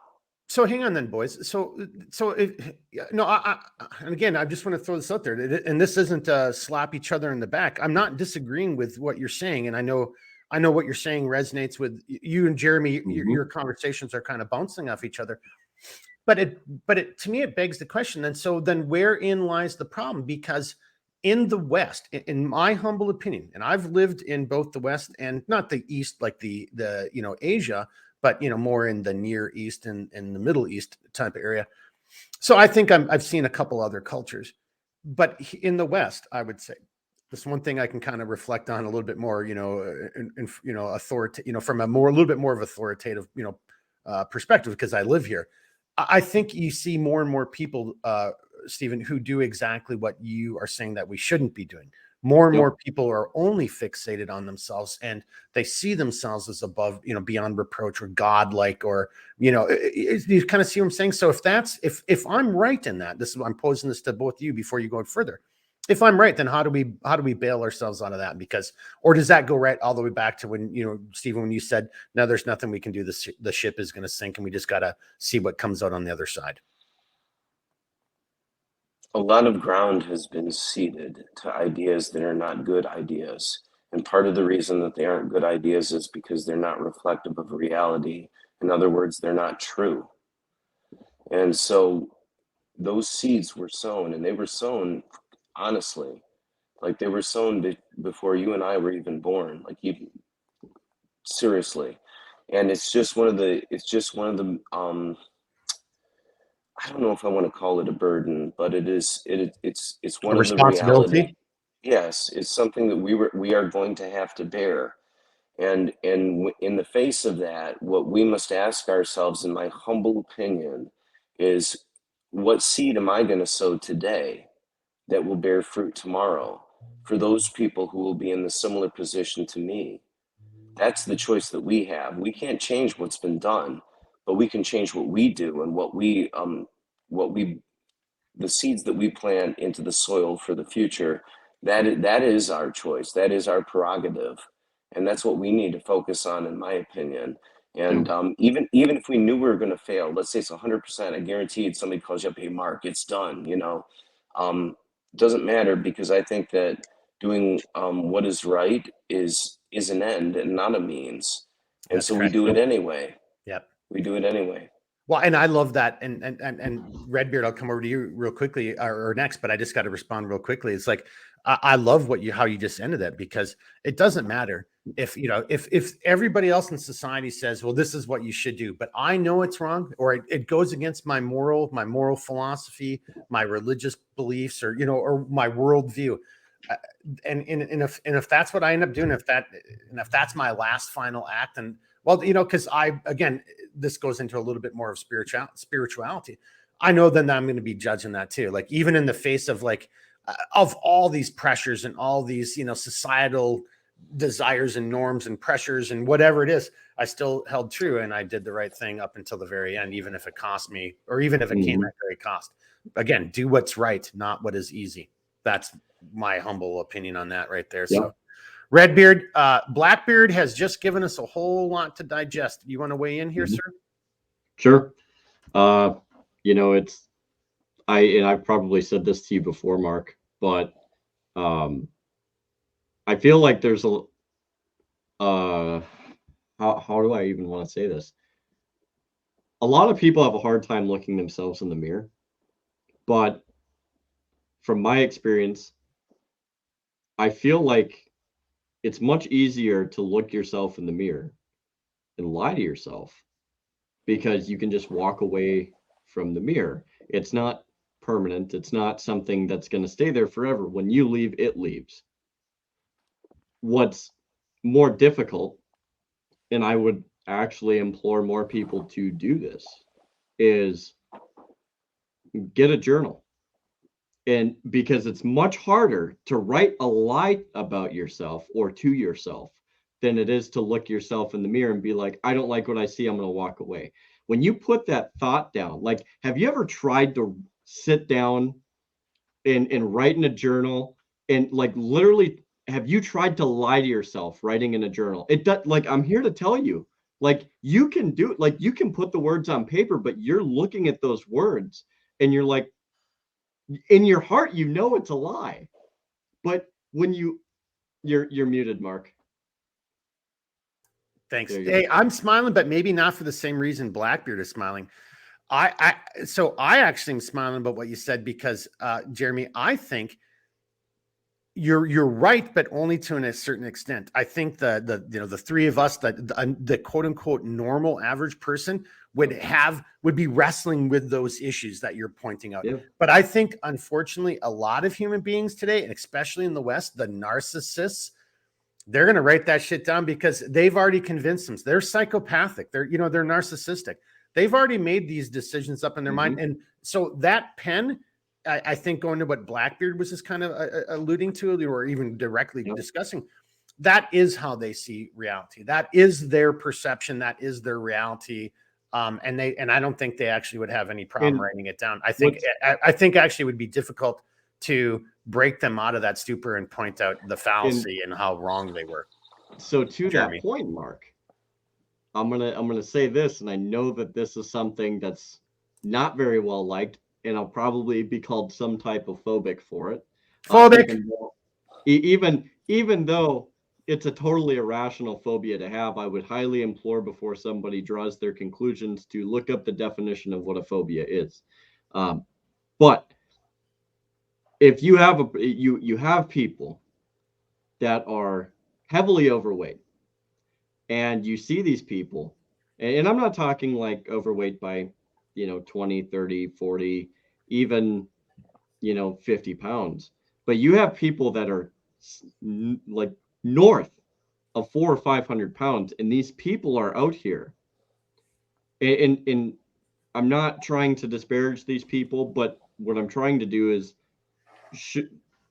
make an example of this idea to where they're like, I'm healthy, I am fit, I am happy, I am this, I am that. Like, there's no way that being like that, are you happy, healthy, fit, okay with how you are? And go ahead, Mark. Well, I was just going to say, and then this goes into the propaganda that we were talking about at the very beginning. And I think if David was here, again, the journalism guy, he would talk about this.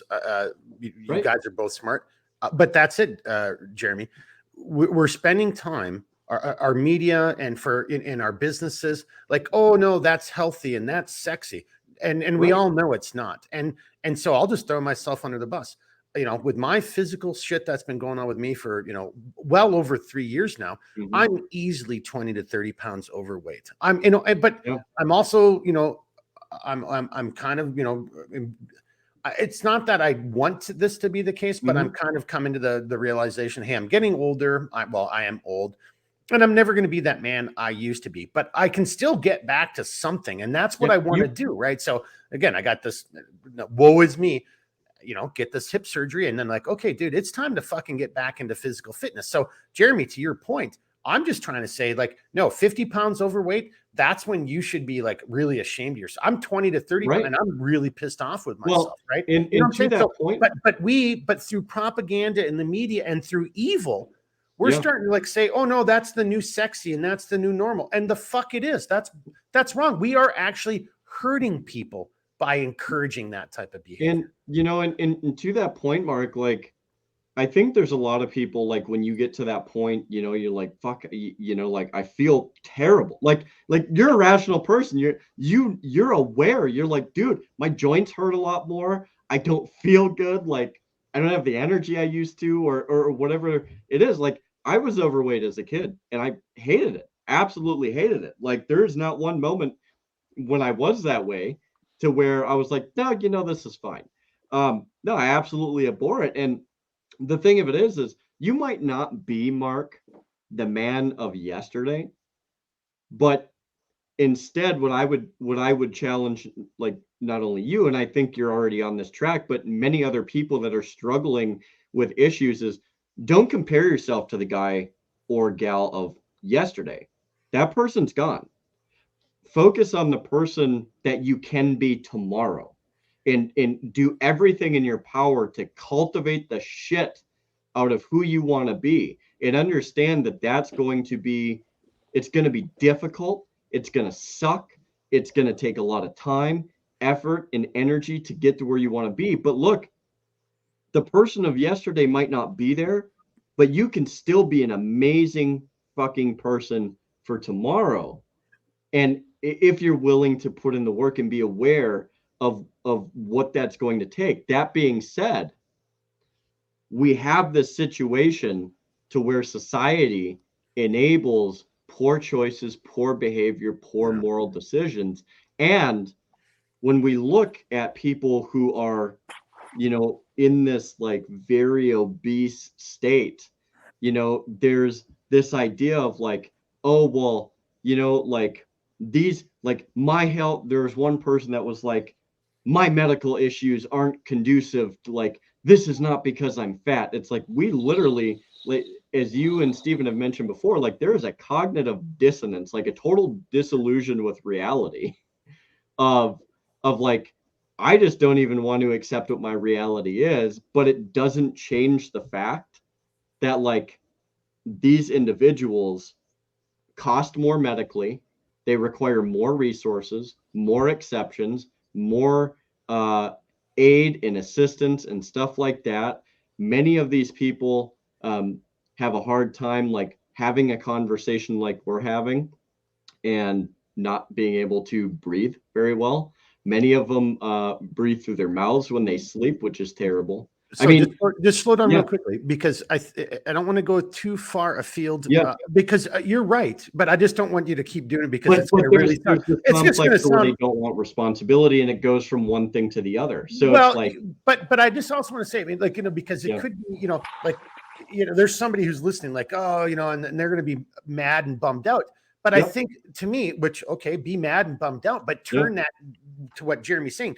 Channel that energy into doing the best you can. Like life, we've all said this, right? Life is tough. Life sucks. Yeah. You may not win this battle, but like to what Blackbeard was saying, or what Jeremy's now saying, but you can win other battles. Maybe you will lose the battle with obesity, but goddamn, don't give up, right? Keep fighting, keep trying. Yeah, we're not all fucking Adonises. We're not all chiseled and whatever, but don't give up. Keep trying, and then, but okay, look, I'm never going to be. Redbeard, I mean, you just did it to me. Like, yeah, okay. I guess that was my thing. I keep dwelling on the past. The past, I can't do anything. I can't go back there. I can only deal with the right here, right now. So take into consideration some of these things, but don't give up. Don't settle. Keep fighting. But and if you need help, ask for help. Well, but then to some things that Blackbeard's talking about, it's like, and you're saying as well, how do we look at ourselves? Are we willing to have these open conversations, or is it already too late? Have we already, like, as a society, gone past the point where, like, again, let's be honest. We're all in our, if you're watching or listening to this, I'm assuming you're probably in your 30s to your 60s, somewhere in that age group. So you probably looked at a Playboy, whether you're a boy or a girl. When you were a kid, you looked at some porno that your parents somewhere had, and nowhere in there ever was there like a 300-pound guy or gal that you looked up to and thought was sexy, right? And that's not saying that somebody who weighs 300 pounds doesn't have any merit as a human being. That is not what we're fucking saying. So anybody who wants to get on that train will just keep going and run off the cliff, right? That's not the point. You're missing the point. And so to me, it's like, we all know what these standards are. Again, it's the same as good and evil. That's when I'm bringing this up. Maybe I'm fixated on it, because to me, it's like, no, their morality isn't something we're born with. Morality can be learned. I think it is learned. But at some point in time, all the way, in matter of fact, I'll just use this to segue into Blackbeard, and he can address what points he wants to address here.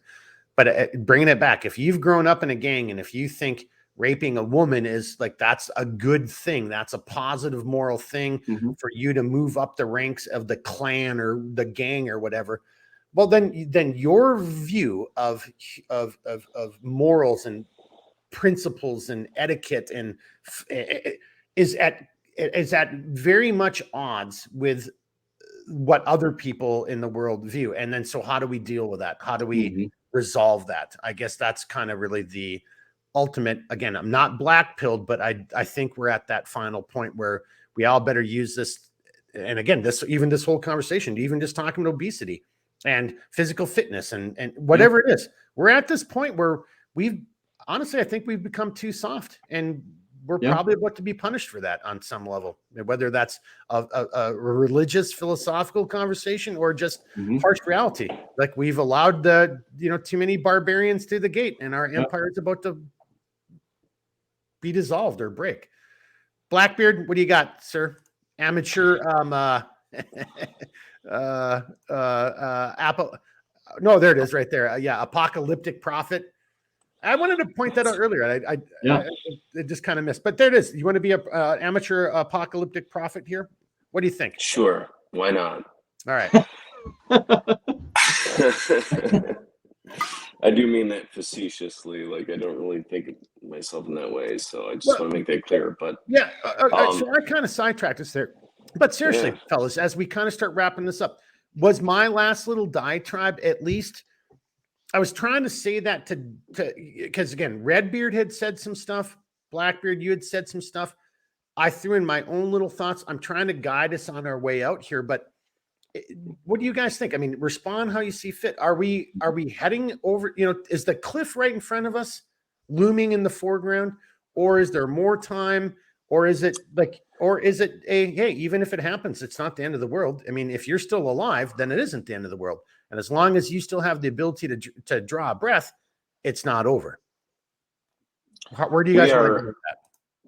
We are, if you've ever watched Looney Tunes, we are Wile E. Coyote having run off the cliff. We're standing midair, and we're unaware that the precipice has been breached. It's a great analogy. We're ready. Yeah.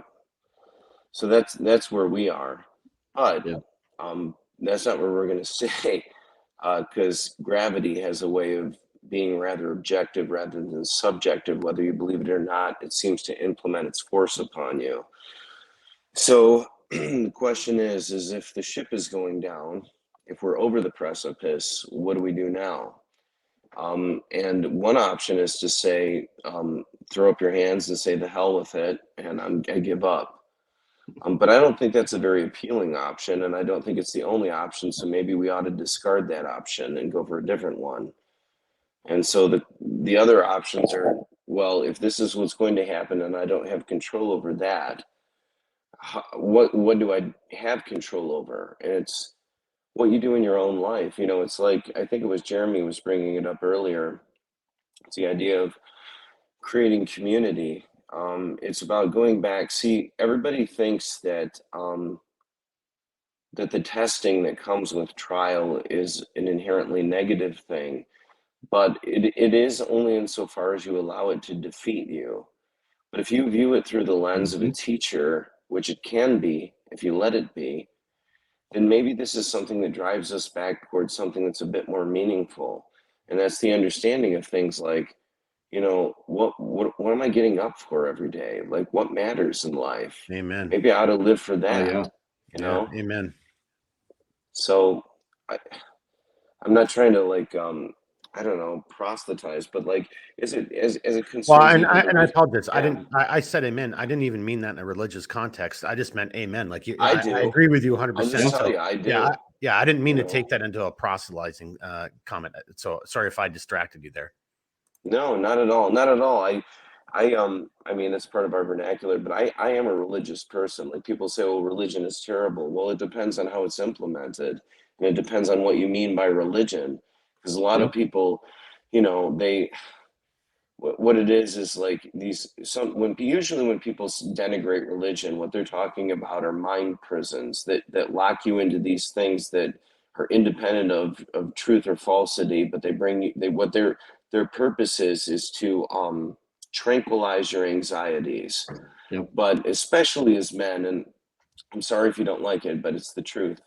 But people, regardless, that we're not called for that. We're called to strength. And some people think that that's coping with things, but I don't think that's a bad thing necessarily. Like, sometimes it's worth it to decide whether you're going to allow something to call you to greater strength or to beat you down. And like you said, Mark, and what you said was exactly on point, and it actually ties into Star Wars because there's actually a lot of wisdom in Star Wars. And yes, there's a scene where Luke asks Yoda, "Is the dark side stronger?" And he says, "No, it's easier, it's more seductive." Yeah. And that's the truth. And it's not about the easy path, but this is what, and forgive me if I've said this before, but I think it bears repeating regardless. And it's this: is everybody wants something for nothing. Everyone wants that. And if you say, "No, not me," you're a liar. Now, you might know that that's not true, that you can't, in the sense that you can't have that, but you want it, and you'd take it if you could get it. And that's the truth. But Well, here's the so thing. hang on. In all fairness, and I'm not a liar. I acknowledge everything you just said. I'm a human being and I'm fallible. And and there will be times where I'll be tempted to, like, I'll take something for nothing. But seriously, Stephen, I know that's a trap, and I'm always like, oh, hang on, man. Like, I got to give you something in return, even if it's just like 5 more minutes of you talking to me, or like what. There's got to be some other type of an exchange. I really don't like taking anything for nothing. That because I know that's, if to again go down that whole Star Wars, dude, that's what leads to the dark side right there. It's that kind of shit. You got to say no, or at least do the best you can. And well, what we're here, for example, let's say it was the 3 of us, and I encountered you, Stephen, and you gave me something. Later in the day, if I encountered Redbeard, then I should then pass on that thing back to him. So maybe I'm a net neutral. I gained something, but then I gave something away, so I neutralized it. Something like that. I do try to do that. And you're right. I'm not always successful, and I could do a lot better. But I hear what you're saying. That's a fucking trap, and it's a very seductive one. Very, very seductive. And moreover, this is, I think, a really important point. And I just want to say that it's easy for me to say these things, and it's easier for me to intellectually recognize these things. It's a whole other thing to put them into practice. But this is the truth. Okay. So when you're dealing with good and when you're dealing with evil, okay, if you do what is evil, if you do that, there's a price to pay for that. That's not free. Okay. And if you do what is right, and if you do what is good, there's a price to pay for that. And that isn't free. And so the question that you have to answer for yourself is, which price do I want to pay? Because there is no option to not pay. The question is, which of those prices do I want to pay? Count the cost of what you've decided to do.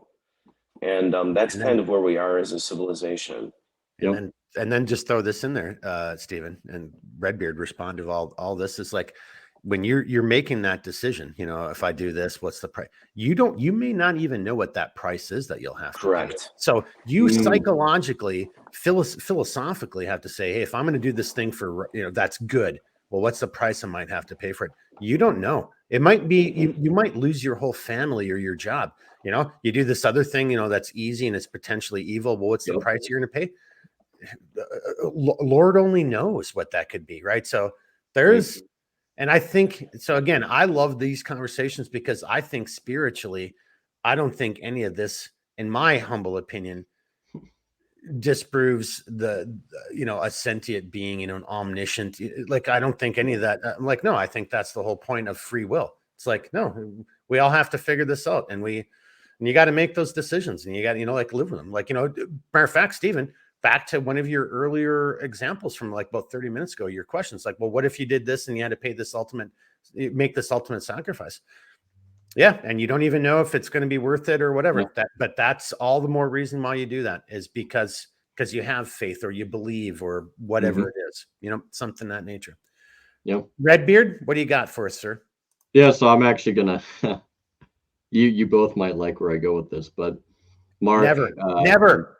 And Stephen, I've been pretty open to you guys about where I'm at faith wise. And I was born and raised in rural Minnesota, northern rural Minnesota, and I went to, I was raised going to a very small Catholic church. I've always held my beliefs, sometimes being farther away, and other times being closer. And I've had a journey to come back to, to God, and and ultimately in doing so, trying to find myself by way of God. Um, and it's, you guys are talking about a price, and I understand that not everybody's Christian, that may watch this, and that's fine. But I want people to at least think about this as a Christian, or a Catholic, to be more specific. And I know that there's people that don't like Catholics, but what else is new?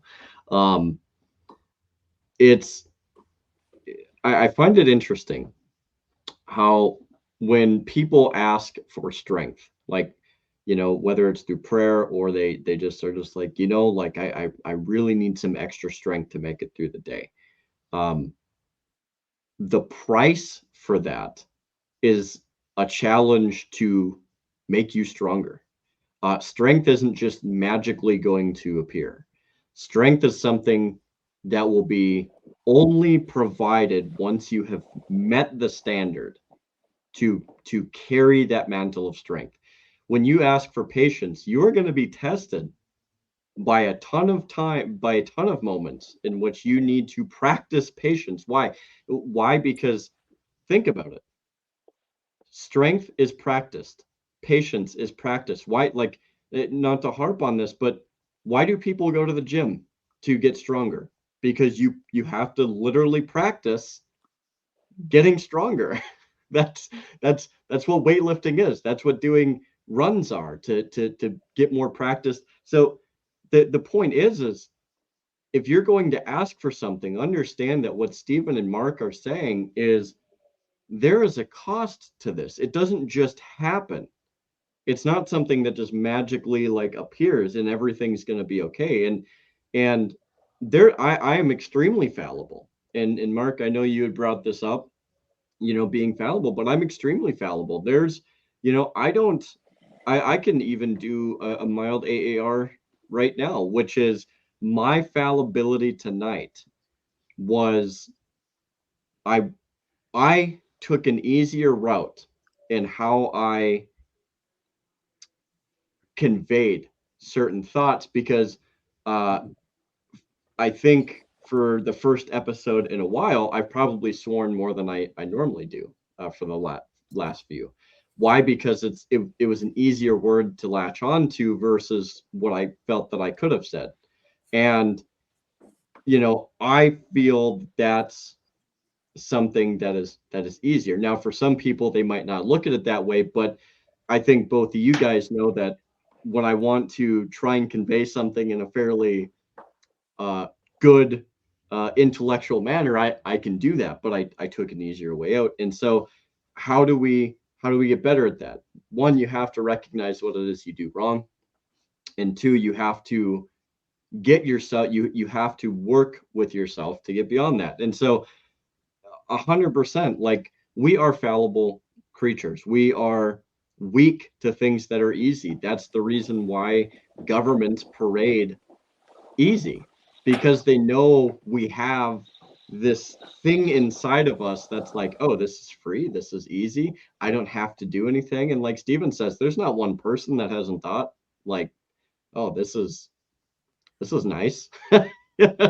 I mean, that I don't have to do anything for this. Like, the point is if we can recognize that we can deal with these things, we can become more resilient, we can become better human beings. And it's not just my perception as being a Catholic, albeit like that's how I feel about it. And Stephen and Mark know that we've had conversations with each other about our faith, and I think those are important for us. But being honest with yourself is extremely important. And I mean, you guys have done great justice to this conversation tonight. There's so many points that were made so eloquently, and I hope that people were able to latch on to that. And I want to just point out, like, my points that I was trying to make, whether it was firearms or fitness or whatever it was tonight, like, you have to understand, like,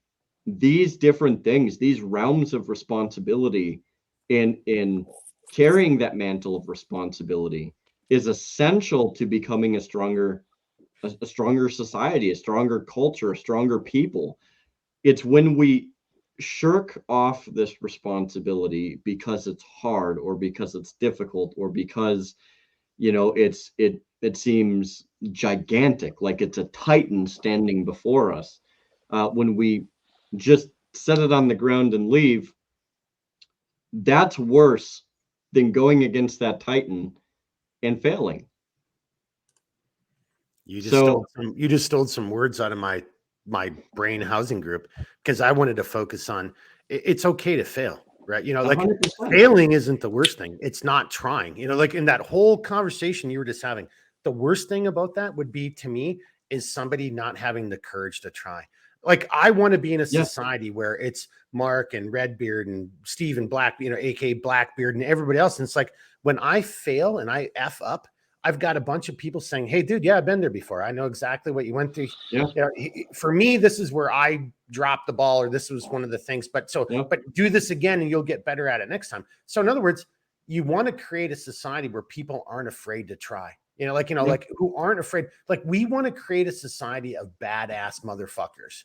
To Jeremy's point, I'm swearing. I did that intentionally to try to, I know that belittles it and makes it easy, but that actually makes it stronger. That's what we want. We want a society of men and women who aren't afraid to try, who aren't afraid to fail, who aren't afraid to, like, yeah, I screwed that up, but I'm going to try it again and I'm going to do better the next time. And other people in society who aren't going to just like, oh, see, Redbeard doesn't know what the hell he's doing. Instead, they're going to be like, hey, Redbeard, I was there, just even 6 months ago, dude. Here's what I did wrong. Learn from me, and maybe that helps you be better. I don't know. I love that part, because I think, again, for me, this whole podcast, I think there's a chance for us still, but we're getting near that edge. And, even if we fail, to Blackbeard's point, that doesn't mean we're all over, it's all over. Something good can still come out of this, either at the individual or the societal level. Something good will come out of it. Yes, I guarantee it. Right? Yeah. Give us some positivity here, sir. Yeah. What is going to be the good? I mean, I agree with you, but I want people to hear it from your voice. Well, it's one of the tragedies of life that, again, you're talking about, is the dark side stronger? No, easier, more seductive. And you talk about the easy path and everybody wanting something for nothing. And it's kind of, I think, one of the tragedies of life that it's also the easiest thing to perceive in your mind, because it's right there, right? And we're also, like, conditioned in a way through nature, because a lot of times the rewards of doing something really great aren't as immediate or obvious as the consequences of doing something foolish. And so we're kind of hardwired to immediately observe and focus on the things that aren't right. But, you magnify whatever you give your energy and your thought life to. And that is a choice that we make, but it isn't an easy choice. But it becomes easier because it's like Jeremy said, it's like going to the gym and working out your body. And there's something that I think there's a scripture that talks about, like, it's easier to build the body, but it is not as profitable as, like, building your spirit, or something to that effect. I'm kind of paraphrasing that, but the whole point of it is that, I really, I think that you're faced with two diametrically opposed options in the light of tragedy. And that is to allow it to destroy you, in which case you might as well just check out now. Or you do choose to allow it to teach you the lesson and grow stronger, assuming that you survive it. And it seems to me that that's the better of the two options. And so why not take that one? But the problem is that that's the harder option to take. It's easy to give up. I mean, that's why most men do that. And I'm talking to myself as much as anybody else. Yeah. But that's exactly where our evil has distorted our world and our society, especially in the West, because we don't even do things that men should be teaching. If you want to break it down into that, I mean, like to that point, like Blackbeard, we should, as men, we should be encouraging men to be men and what it means to be a man. And I know that's going to be different from different perspectives, but there's going to be a lot of similarities and commonalities in there that we all can learn from, and we should all be putting in our hip pocket. And I can't even, words won't do this justice. As you were just saying see, for me, this podcast is therapeutic. So what am I getting out of it? I'm getting the opportunity to talk to smart individuals, and I get to learn and grow a little bit. And every now and then I get to find a little something that I grab onto. And that helps me make it through my day or sets me up for the next day. And that's one of them right there. It's like, this is not supposed to be easy, but there's other people out there going through the same shit. And if you sit and talk to each other and find those communities, you can. We're Mark. We're not meant to be alone. Like that's not a that's not a thing. Yeah, I agree with that too, and that's where I was. That's another great little point because well, I think I said this a couple of years ago from a different podcast thing, but it was a cheesy line. But no one can do this alone. I mean, you're absolutely right. I don't care how badass you think you are. You could be Audie Murphy, and Audie Murphy did some pretty badass shit on his own. But guess what? Audie Murphy was never alone, right? You know what I'm saying? So you can do some badass things on your own, but it's only going to go so far. Part of being an individual, okay, guys, because especially if you're like you have like it's conservative bent, right? You talk about individualism, which is kind of a Western idea. I happen to like it. I happen to think that it's accurately reflective of reality. But part of the inherent tragedy that comes in that is that the more that you truly become your own man or woman, the less you become like everyone else. And so you have to be okay with solitude. But that doesn't mean that that's where you're to live. We're to interact with others because guess what? I'm not Mark and I'm not Jeremy and I haven't lived your lives. And there's a hell of a lot that you have to teach me that I don't know. And that's a good thing, but it will only come through interaction with you. The other thing is, have you ever seen the movie? I was still on mute, but no. But Stephen, and vice versa. It's the same with anyone. Yeah, dude, I don't give a shit. Again, if it was Audie Murphy hasn't done the things that you've done or Blackbeard's, or Redbeard's done or like, and if Audie Murphy was worth his salt, he'd be like, okay, I don't know the first thing about what Stephen's gone through. So I'm going to sit and listen to what Stephen has to say. And I'm going to twist it and distort it and make it a little bit more mine, based on my real world experiences or what my clan or my tribe needs me to do to take care of them, and that could, when I say clan or tribe, everybody, I'm talking family, and family isn't just necessarily blood, like that's another, I don't know if we're going too deep or maybe I'm, but see, here's the thing of it, Mark, and this is why, and maybe people, I don't know if they like this or they hate it, but that's why I focus on those things, because those are the foundation. Everything else is the house that's built on that. But those ideas and the concepts that you choose to value and that you believe are true, those are the things that are the substrate for everything that comes after that. That's like, if it's those are the pillars, the foundation. Yes. Yes, that's exactly what they are. And there's a movie with Jack Nicholson back, I think it was in the 70s. It was One Flew Over the Cuckoo's Nest. There was a scene. Okay. So he was imprisoned in this mental institution, not because he was actually mentally ill, but because he was a con artist and he was trying to do some angle or whatever. A quick little interruption, just because I know all three of us are into like games and culture and stuff. Was that Stanley Kubrick who did that? That was not him who directed it. It was produced by Michael Douglas, incidentally. I don't know who directed that though. That was directed by somebody. I don't remember. Say it's Kubrick, but maybe it wasn't. But anyway, classic freaking movie. That's all. Sorry, continue. Yep. Well, there was a scene where there's this water fountain in one of the rooms, and he wanted to escape.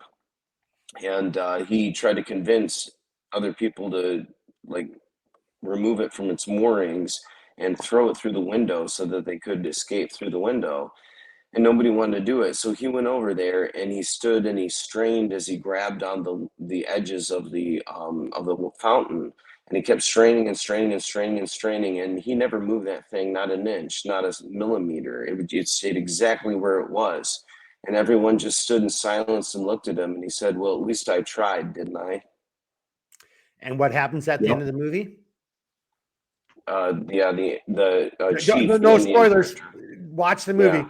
But Stephen just brought up a great point.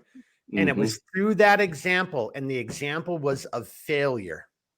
Yep. That somebody else took it to heart and turned it into success. But at least I tried, didn't I? Yep. Exactly. That's how you live your life. God dang, I love this conversation. Holy shit. I have to just kind of add a couple things to that, because we're going in a path that I think all three of us can really kind of geek out on. But I think there's a drastic difference also. And I'm speaking relative to like men, because let's be honest, like I don't, amidst men not really kind of really coming into their form these days. I think one thing that's kind of been misconstrued is there's a drastic difference. And Mark and Stephen, I would guess that you would agree with this, but I don't know. There's a drastic difference between men together supporting each other versus men who utilize actions to enable each other. And what I mean by that is, if I'm doing something and Mark sees that I'm doing something and he's like, hey, you're doing great on that. Like, this looks really awesome, so on and so forth. And then, say 2 days down the road, I'm doing something else and Mark's like, that's kind of suboptimal. And he provides feedback, but he's supporting me and he's like, hey man, like, this is not the best way to go about this. Like, try doing it this way instead. To me, that's support. And yeah, you kind of give each other a little bit of grief, and you joke around and you kind of got to somewhat make light of it, right? But there's an opportunity for another man to help another man.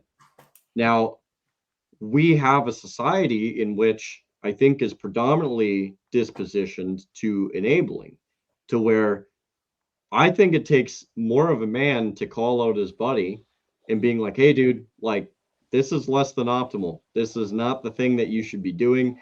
As your friend, it's okay if you hate me, but this is where I'm at, so on and so, like, this is not a good thing.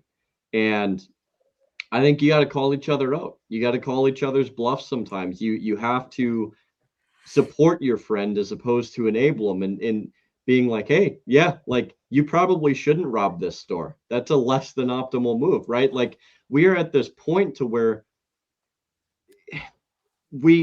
men have kind of become enabling and catty.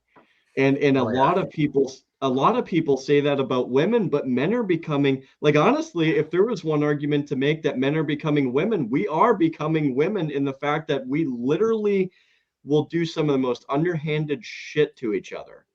Damn right. And it just flies. And look, I'm not saying this is appropriate for women either, but men used to hold each other to a standard. Hang on. Sorry to interrupt. Yes. Just a quick interruption.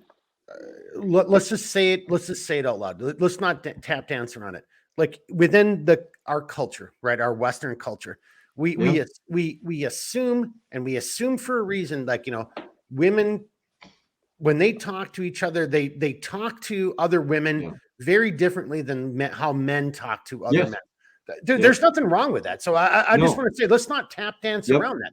And look, and if there's any woman out there who wants to call bullshit on that, like, then I'm going to probably go back through all your Instagram and your Facebook posts, and I'll see how catty you were. No, Jeremy's 100% right. women talk differently amongst women than men, how men talk differently amongst men. But Jeremy, the one thing I just wanted to say is, to your point is, but only if you are also in the fight. Like, so when men are talking, like, I only want to hear another man say something, a criticism, if that guy is willing to be in the fight with me, or who's doing something similar. Like, so in other words, the three of us, any one of you could tell me any day of the week, Mark, you're stupid. Here's how you need to correct yourself. And I'll listen to you. But if some random dude who doesn't have a podcast, who isn't out there calling, using, you kind of see what I'm saying. I'm not saying that you have to do this, but like, if you're not out there and if you're not in the front lines, and if you're not in this fight, then I don't need to hear what you have to say, because you're not in this fight. So you're not experiencing what I'm experiencing, or you're not witnessing what I'm witnessing. You're not looking at it through the same optic and the same filter that I'm looking at it, because to this larger argument or conversation we had tonight, you're in the bleachers, or you're somewhere, you're somewhere else. You're not right here doing this. You're not witnessing and experiencing it the same way we are. So I don't really want to hear what that person has to say. I mean, I still want to hear what they have to say, but I'm going to take that with a little bit of a grain of salt, and if that makes sense. And and I think also, and Jeremy, I just want to say, I'm not trying to detract from you. Right. Like, again, if you told me, Mark, you're full of shit, you need to check yourself, I would listen to that, right? Because same with Steven. Well, and it does help too. Says, I don't agree with you. I'm like, well, who the hell are you? And what's your background? And what is your logic behind disagreeing with me? Right. Well, and I think too, like that, what I think more so like what you're getting at too is like, look, like relevant experience it tends to lend to relevant advice. Sure.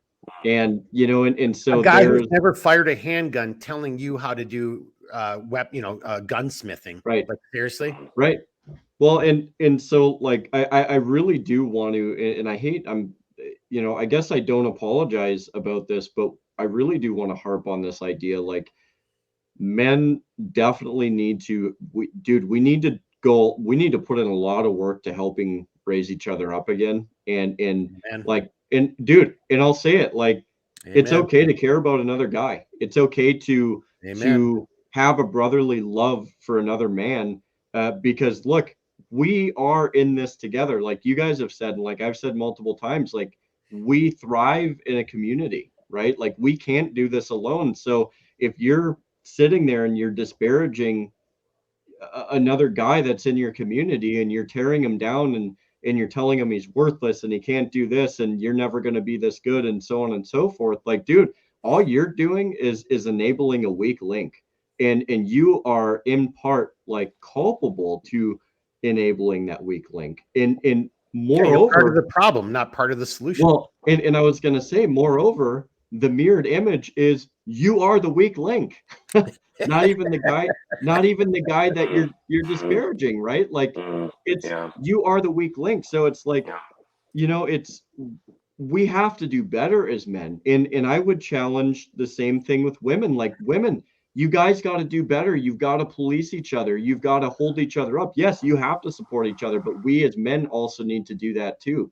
We've got to be a lot better about holding each other up, holding each other accountable, setting a standard, and doing everything we can to be successful within that standard.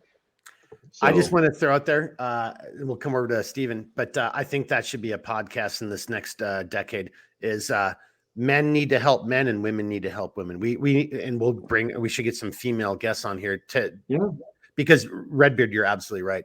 There's all kinds of things about, like, females do things differently than what men do, and men do things. And doesn't mean they're right or we're wrong. That's not the point. I mean, and if anyone is fixated on that, they're missing the point. Mm-hmm. I really love what you just said. And I think we should do that as a podcast. That's my comment right there. And honestly, I'd love to have Steven back for that podcast too. Oh yeah, seriously. All right, so Steven, so here we are, boys. We're at 2 hours 20 minutes. What do you guys want to do? Steven, I want to hear. I want you to respond to what Jeremy Redbeard just said right there, we could come back to we've as always, we go a little bit off course, but but that's a good conversation. Every good conversation has 10 or 12 side conversations. We've definitely done that tonight. But my ultimate point here that I wanted to do selfishly, what I wanted to do tonight was is it too late? I don't want to be black-pilled, but I can see the end of an era, and matter of fact, Blackbeard, I'd like you to actually maybe even if you want to in your final comments, bring that whole thing back up when you talked about epochs and eons and eras. I mean, I think that's a great point that it's just reality. It's happened throughout history, and it's going to happen again, and it's probably happening right now. I mean, I don't know. Where do you want to go with it? And Redbeard, at that point, do you feel like we should start wrapping this up, sir, or should we just kind of keep going? Yeah, probably. So okay. Well, then on that note, then Redbeard, then I say let's bring it over to Blackbeard. Let him, sir. I just gave you a whole bunch, or you can go in your own different direction.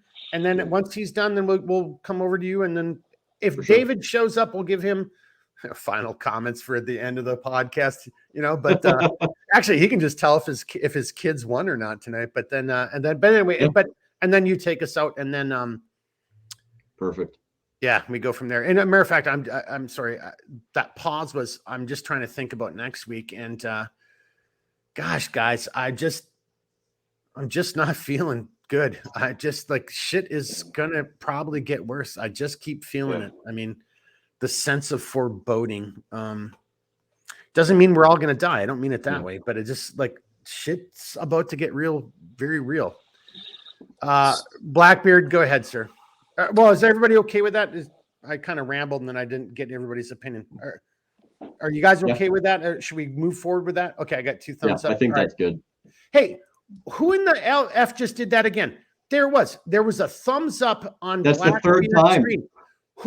I did not do that. Blackbeard, are you learning a trick we don't know how to do? Did you make the thumbs up pop up? No, I don't know how to do that. Wait, Mark, give a thumbs up again. I just want to see if it happens when we thumbs up. Oh! It's either that or the NSA guy's fucking with us. The NSA guy could be fucking with us because when it happened the first time, no one had the thumbs up. Oh my goodness. Hey, hang on. His overtime tonight. So here's a test. It's one of 2 things. It's either some kind of weird perceptive thing, or it's the NSA guy. Let me just do it. You guys keep talking. Let me just have a thumbs up for a little bit. Let's just see if it happens. Right? And that's been, 7 seconds, 8 seconds. Nothing's happened. Give me one more person. Blackbeard, give me a thumbs up. All right. Now let's just kind of keep track. 2 seconds, 3. There, within 4 seconds, it happened as long as there was more than one person. But Jeremy, I'm not joking. When it first happened, I don't think anyone was given a thumbs up. I think it just happened. Steven was in the middle of just a fantastic point when it happened. Yeah. And we were all just sitting there listening. And I was just oh, that skeeved me out. Hey, hang on. Hey, how about this? I'm just going to do a quick joke and we'll come over to Blackbeard for what we just said and we'll kind of wrap this up. But so if we just did thumbs ups, all right, everybody do that one more time. Let's see if we can get that to happen. And okay, there, thumbs up. Now let's just see if we can get the French flag to come up. Everybody just surrender. Let's see if the French flag pops up. And nothing. All right, come on. That was a good joke. Hey, France, I love you guys. Don't take that. It's just it's a bad joke. But I will just say this, D-Day celebrations and what you guys did overseas. I've got nothing but great things to say about the French military, especially the DGIS. But that was a pretty good joke right there. But that didn't work. I wonder if it works for thumbs down, Mark. Let's try it.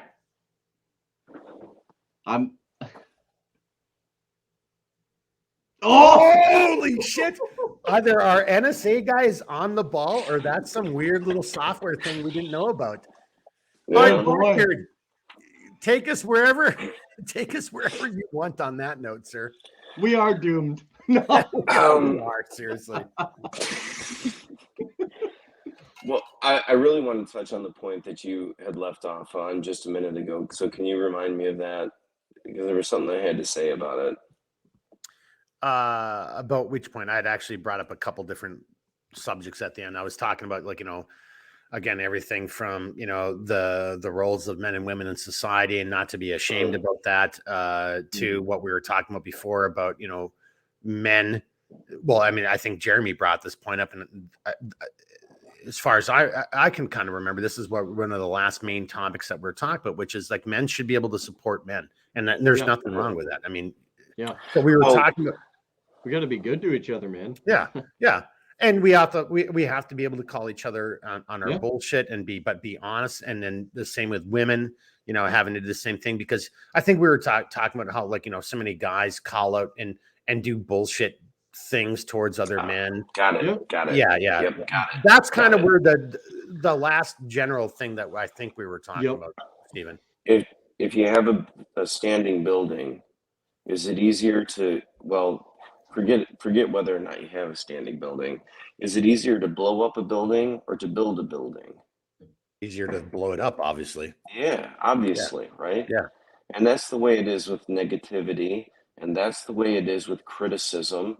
And certainly it's even easier if you have what you were saying, which is no skin in the game, right?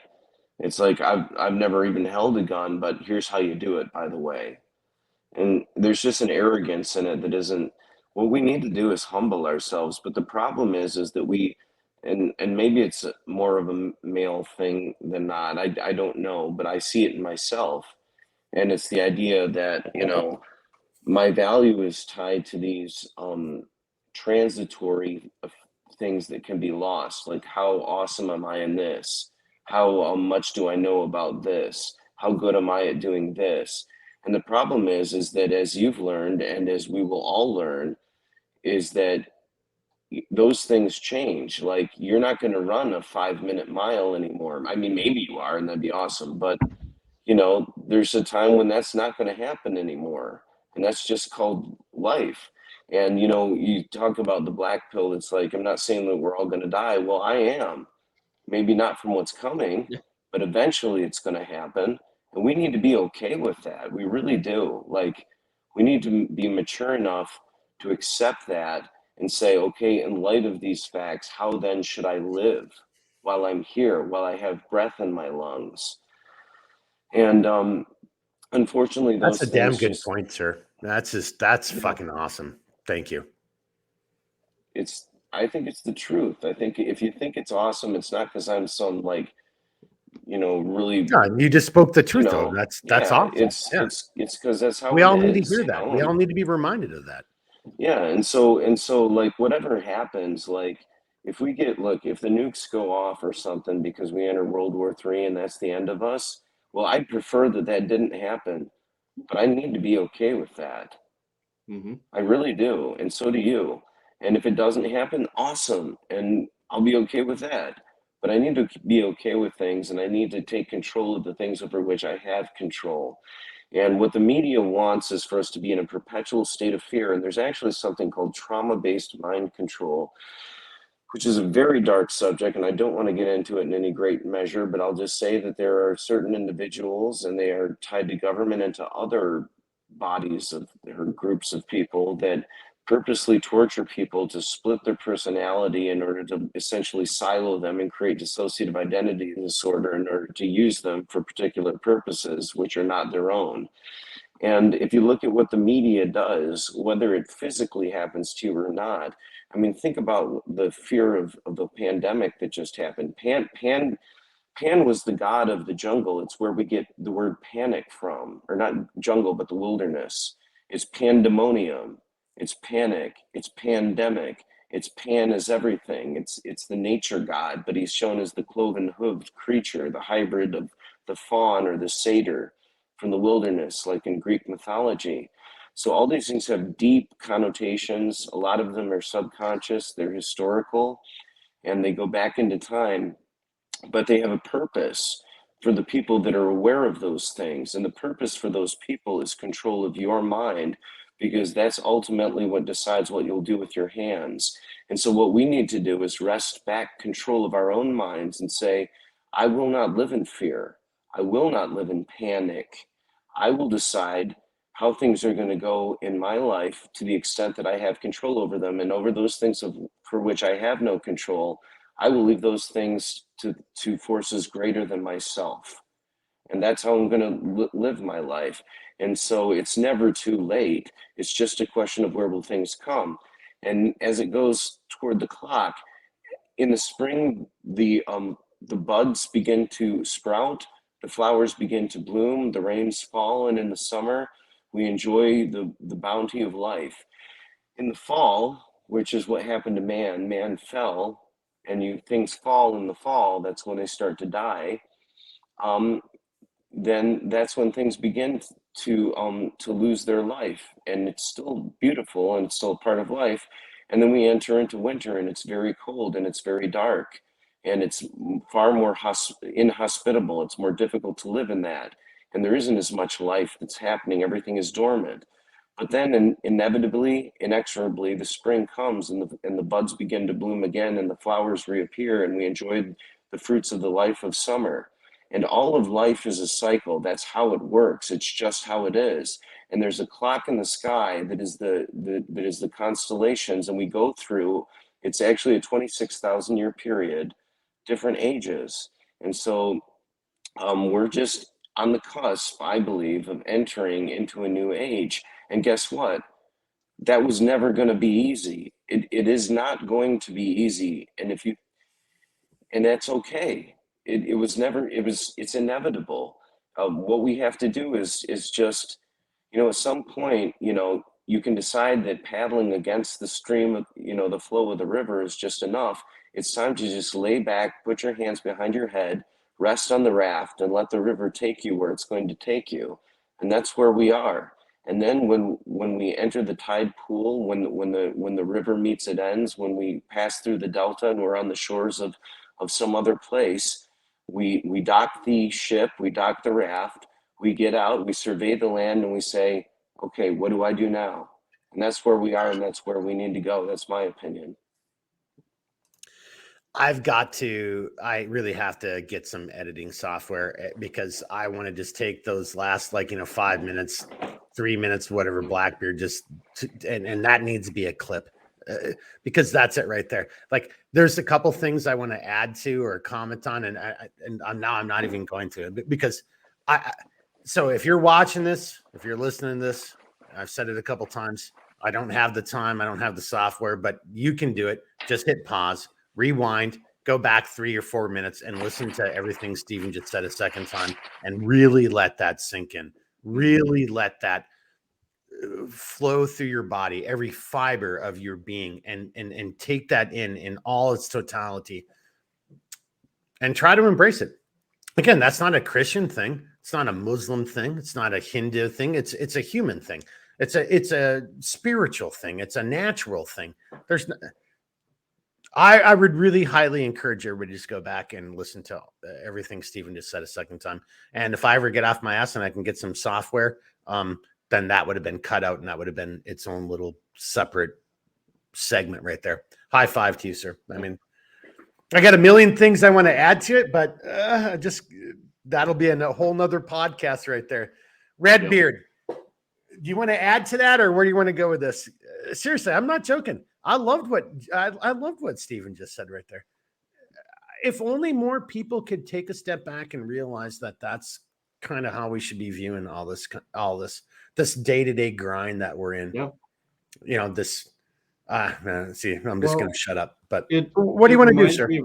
It reminds me of a conversation we had a long time ago, Mark, and I think it was one of those conversations that invariably led up to starting this podcast, which was, I don't remember exactly what the conversation was about specifically, but it ended up going in a direction of which, I had finally hit a point to where I realized or became aware of my own mortality.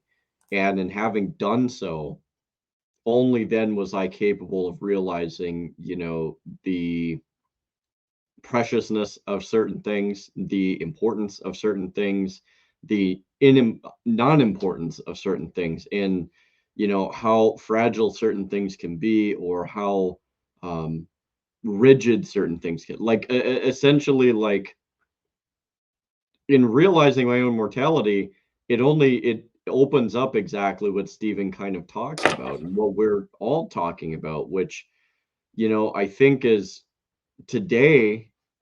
I think we're distracted from the idea that we have a certain amount of time here. Um, and because of that, we seem to trivialize so many things that are otherwise important. I mean, you know, I mean, dare I say things like having a family, finding somebody meaningful, and having kids. And, you know, like that's something that like I feel is so common. Like it's looked at as so common, but yet it's one of the most meaningful and precious things that you can do.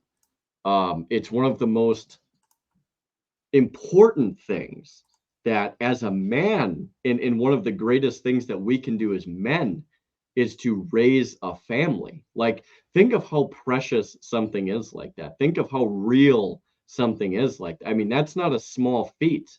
And not only to have that, Before you go too far off subject, yeah, and Red Blackbeard, sorry, I was trying to unmute you, but you must have muted it yourself. I'll just say this, and I have no problem throwing myself under the bus. I mean, yeah, because I think, and I'm not doing this as a sense of look at me. I'm doing it from the perspective of listen to what we're saying. This feeds into the yeah, conversation. Everything you just said, Redbeard. Like, so my only regret, I've got two regrets in my mhm, life, and one of the regrets is I don't have any children. I'm not married. I was addicted. I had a different life. That life was my family. It was the drug. It was all the mhm, things that as a man I was supposed to be learning, and I didn't. I didn't learn them. yeah, I had my life took me in a different path, and I wittingly or unwittingly, I let life yeah, go in that direction. I think, and I'm only bringing that up because it ties into everything we've just kind of said tonight. yeah, And so now here I am in my 50s, and yeah, I guess I could meet somebody and get married, mhm, but dude, I'm not having a kid at this age, yeah, like, so you're absolutely right. The things that really matter in life, we can all be distracted, and we can yeah, all be turned away from. And that's my, again, I've only got two right, things in life that I regret. And one of them is I don't have a family and children of my own. And right, I allowed myself, and I allowed my own selfish interests. And, again, as we're talking about, like, it's not a black pilled thing, but this is part of it. It's like right, life, all these things that are going on. They are taking us away. Our reality is being distorted. And suddenly yeah, what is important isn't the shit that really is important. And Jeremy, what you right, just said to me, that's Yep. what's really important. yeah. You know, Well, and final little comment, and then I'll shut up. yeah, I remember, and I won't say his name, but if he's watching this, he'll know exactly who he is.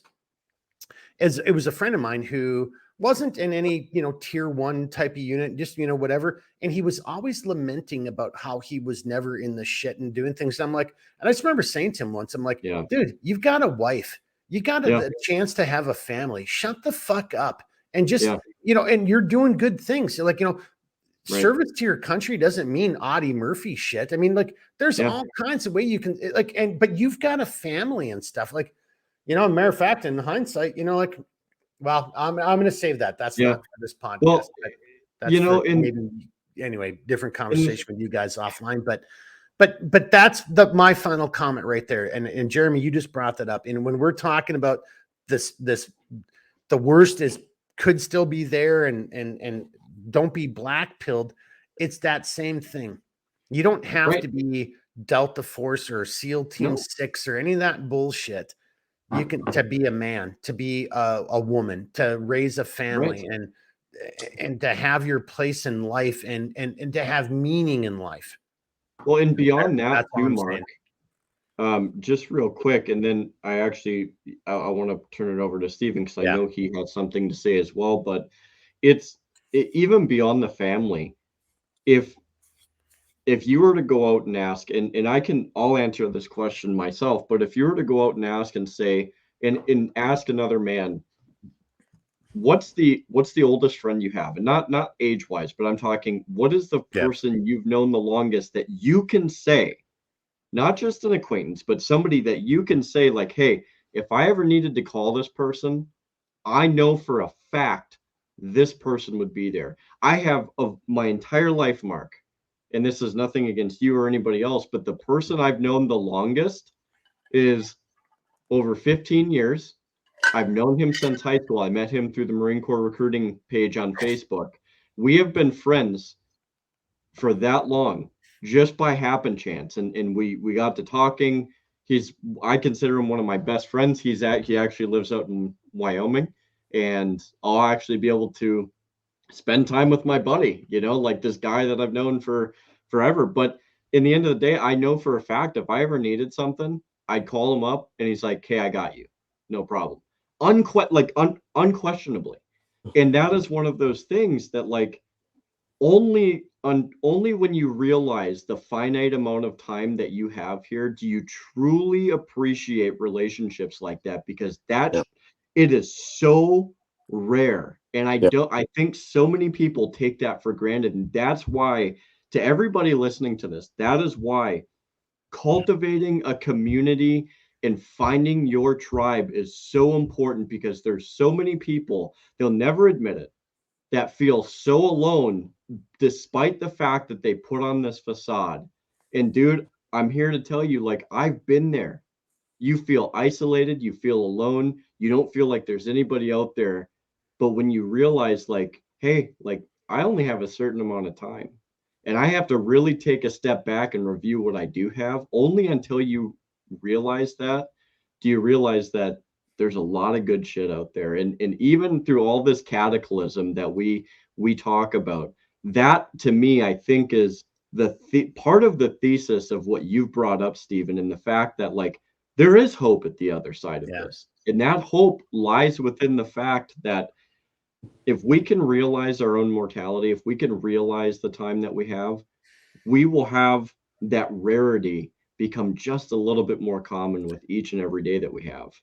And before we turn this over to you, Stephen, just as a kind of a bridging comment, or going into what Redbeard just said, I'll just point this out. You've got men who want to believe in this fantasy about, oh, if I was in the military and I'm in special operations, like it's a brotherhood for the rest of my life. That's not reality. I mean, like, because you might leave the brotherhood and they're still doing things, and that's just like, and that ops tempo and that lifestyle being what it is, like it's not that no one likes you anymore. It's just like you're just not in that groove. I mean, so you kind of get off to the wayside.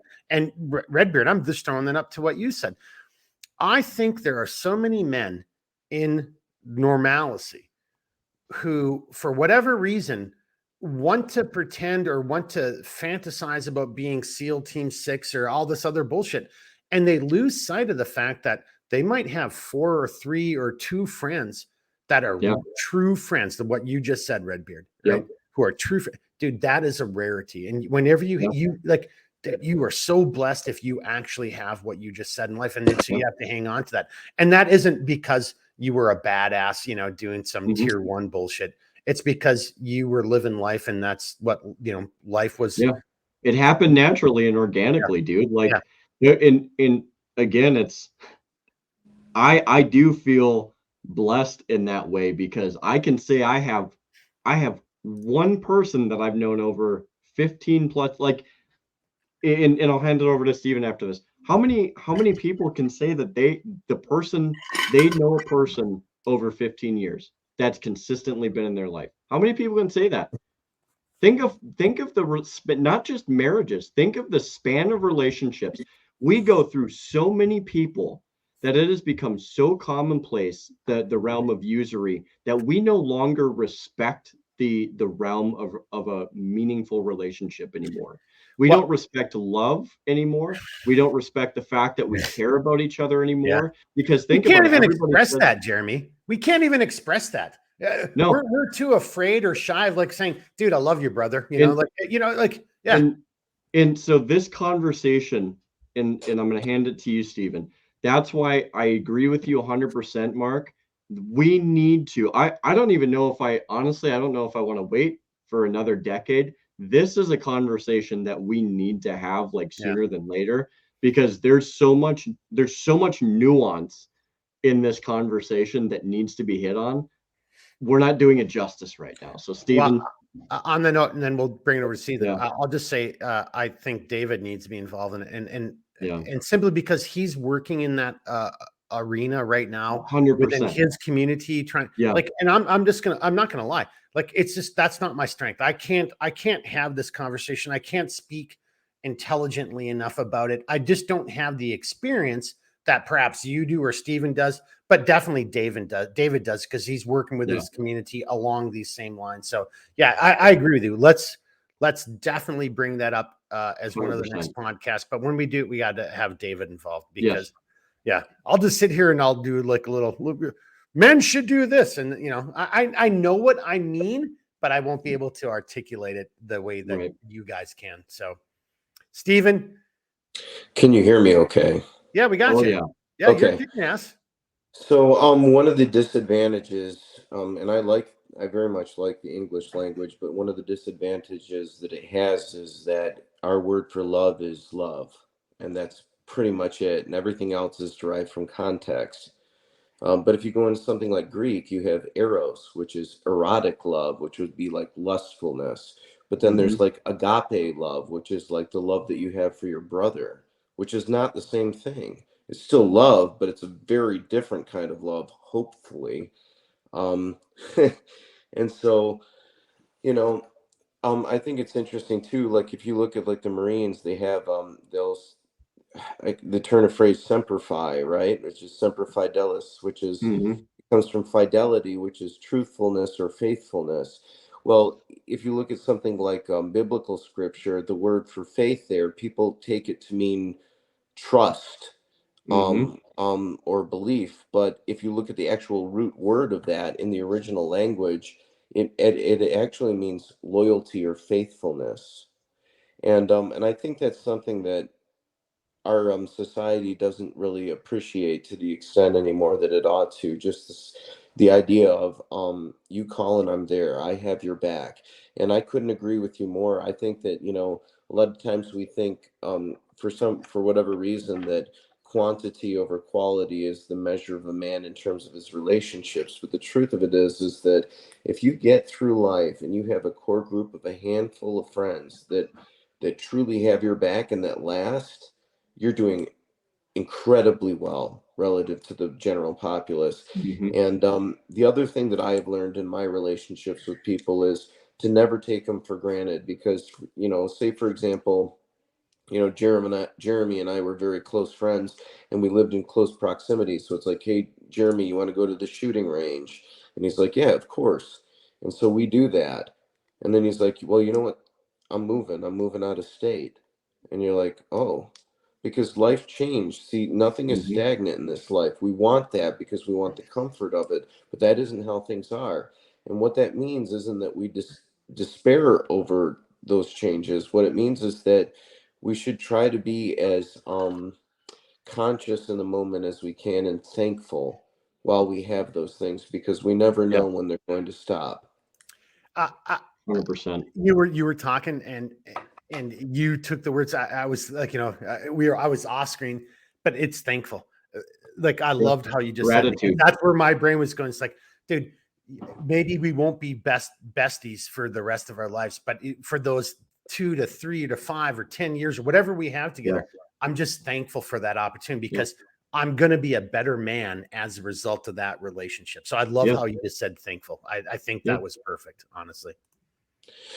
It's important to focus on the moment, not at the exclusion of the future, because we need to plan for the future and we need to act on that. And that's how we were able to build civilization, right? Delayed gratification.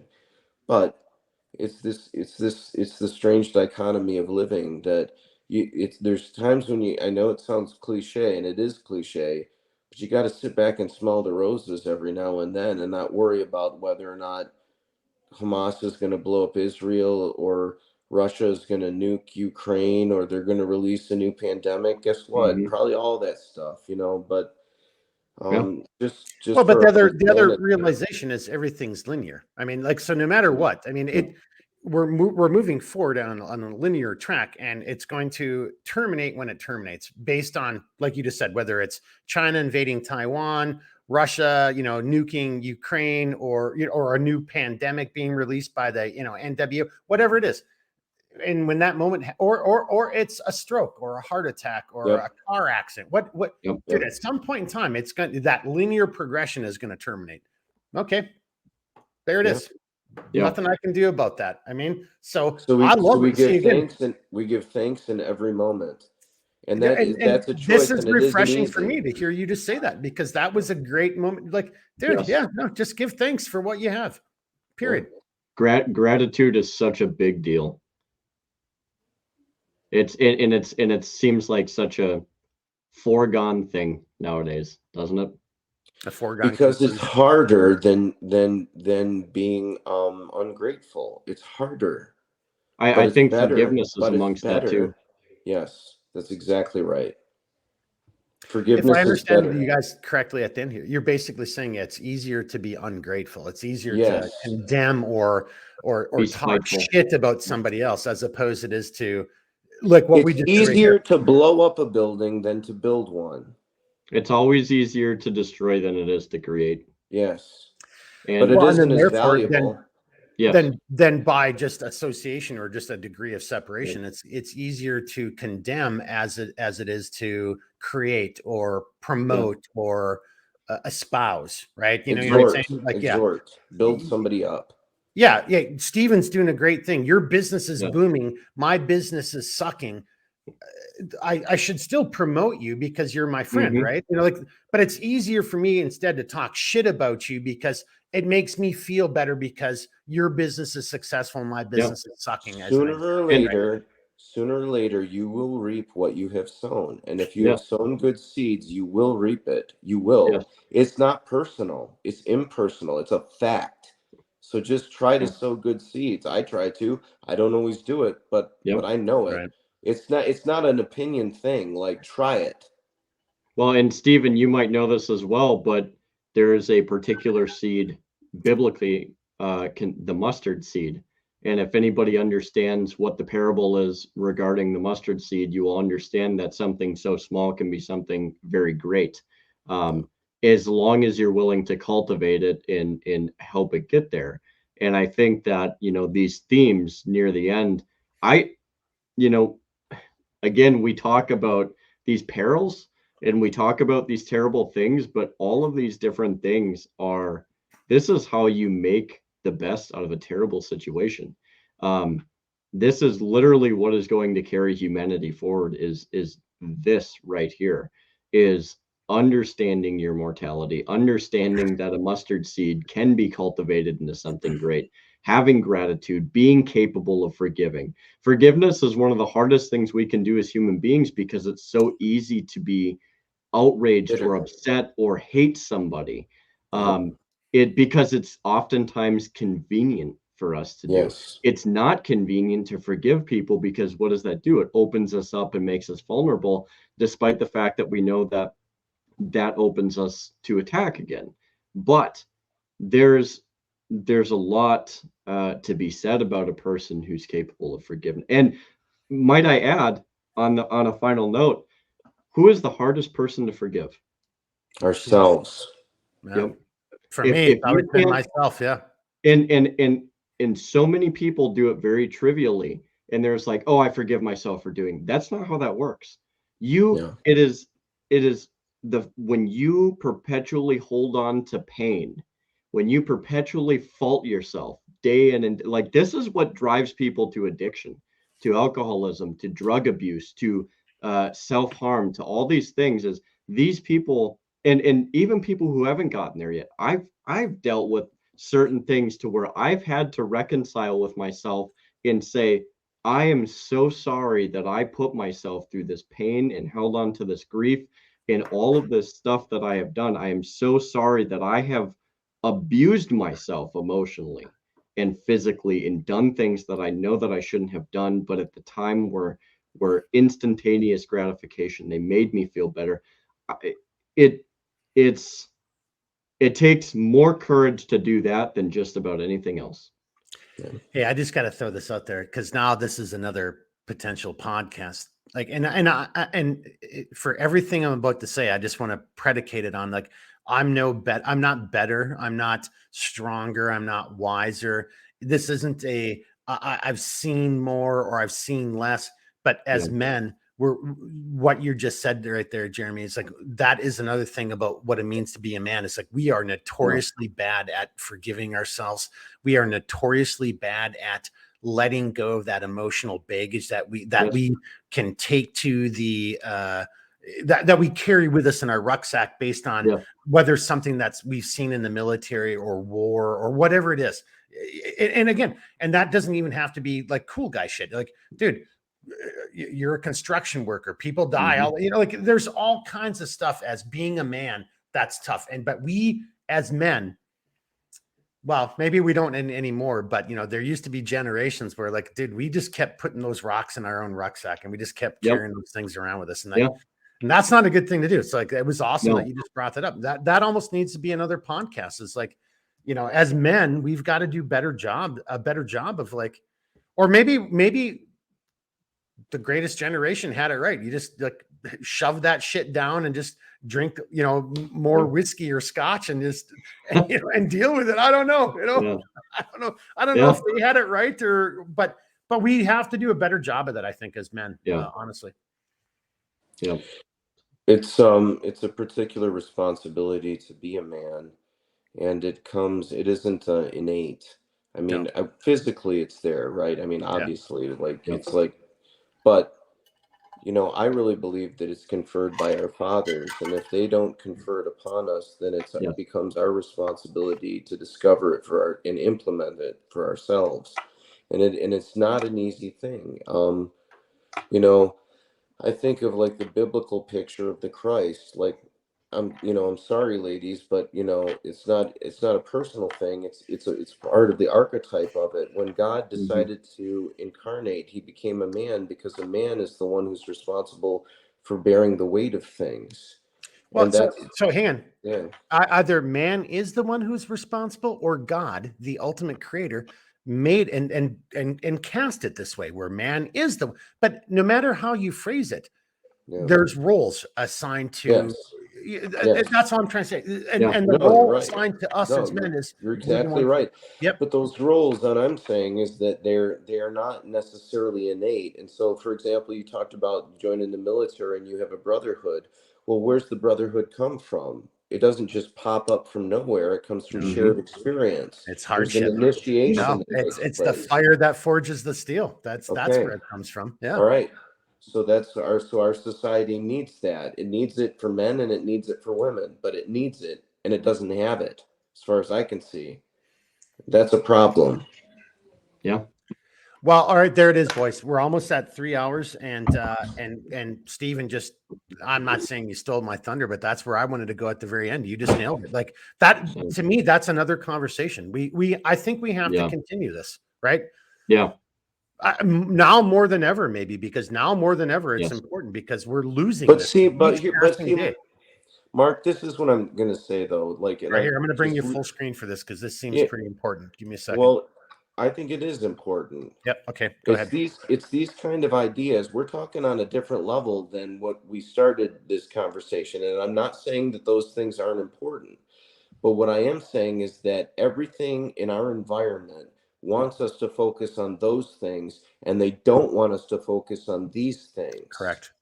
Yes. And there's a reason for that. It isn't accidental, in my opinion. Correct. And so it behooves us, and it is our responsibility to start questioning things on a deeper level, on the foundational level, and get out of this manipulation. They're just trying to screw with us. And it's our choice to let them do it. And I'm going to choose. I make the choice, and so far as I am conscious of it, to not allow them to do that to me, because I know that they want it and it doesn't serve me. It serves them. Mm-hmm. Sorry. I'm sorry. I'll come back here to I was writing shit down. Dude, I love what you just said right there. Yep. I'm going to start with the end and come back to the beginning. I make the choice. I, the individual, the human being, I make my own rational choice to do X, Y, or Z, because Stephen is exactly right.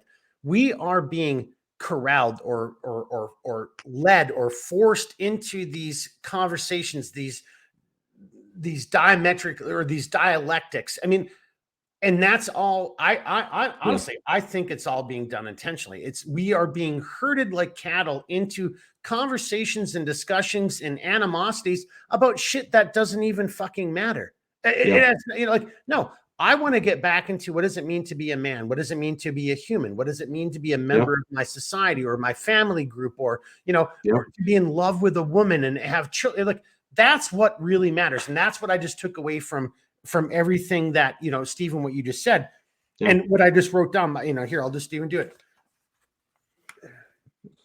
What is actually important? That's what I took. That's our next episode, I think.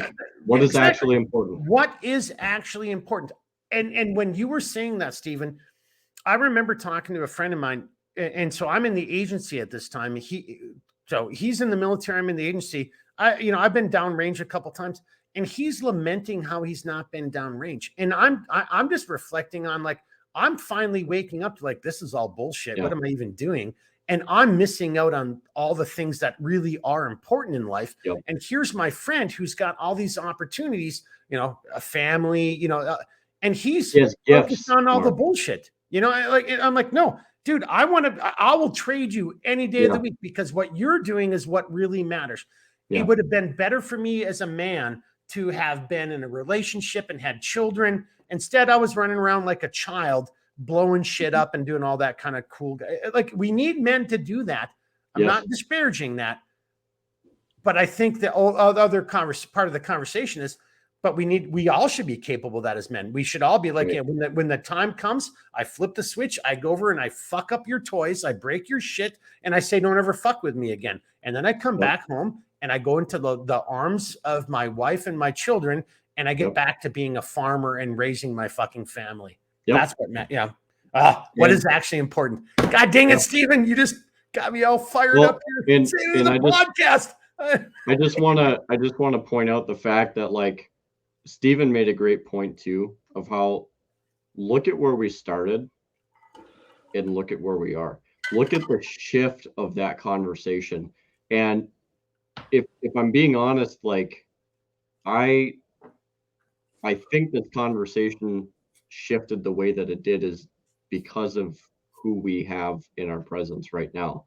I have you guys, you have me, and I think it's when you have people that have a genuine level of concern, but I don't think it's so far as to say that I think when you have a common brotherhood or a bond that's rooted in reality, I think there's a just to throw this in there, why not just say love, like a brotherly love? Like, I've never had a beer with Stephen. I mean, you don't drink, but I've been around you, like, but there's nothing wrong. I mean, like, I can sit here and say that even though I've never been physically in Stephen's presence, why can't I say I have a brotherly love for Stephen? I mean, I really do.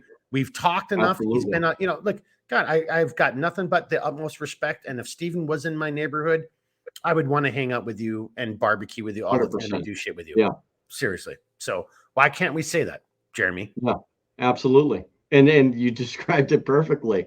Again, it lends that brotherly love and that communion, if you will, that's the natural progression. Like, it's because of who we are as people and what not where we've been, but where we are going. And the way that we're going on that journey is why this conversation went from, at the very beginning, propaganda, hellfire, and brimstone, to, as men, we need to learn forgiveness. As men, we need to learn how to love again. As men, we need to learn how to do this and this and this. Like, again, I'm here to say, like, the question started out as, like, pertaining to evil, but we are literally pointing out how you overcome evil. And it's not even in a violent way. It's literally like learning a sense of self again, and understanding how to be men again, and in the hopes that women get back to being women, and so on and so forth. Like these are the essential foundations of how to overcome evil. It's not always necessarily, the idea of going out and grasping arms. Like, yes, like that is a thing that men do, but you don't take up arms if you don't understand who you are, what you are, and so on. Like this is the conversation that precedes any of it, and without it, there is nothing. That's dude, you just nailed it. Then that is exactly it. That's our next podcast. Please write that. Again, I've already wrote down some notes, but like, let's maybe that's not the very next one, but somewhere in this decade, that's got to be soon. Blackbeard. So again, we're training to standards, not to time. And here, I'll just throw this out there for everybody who's still with us.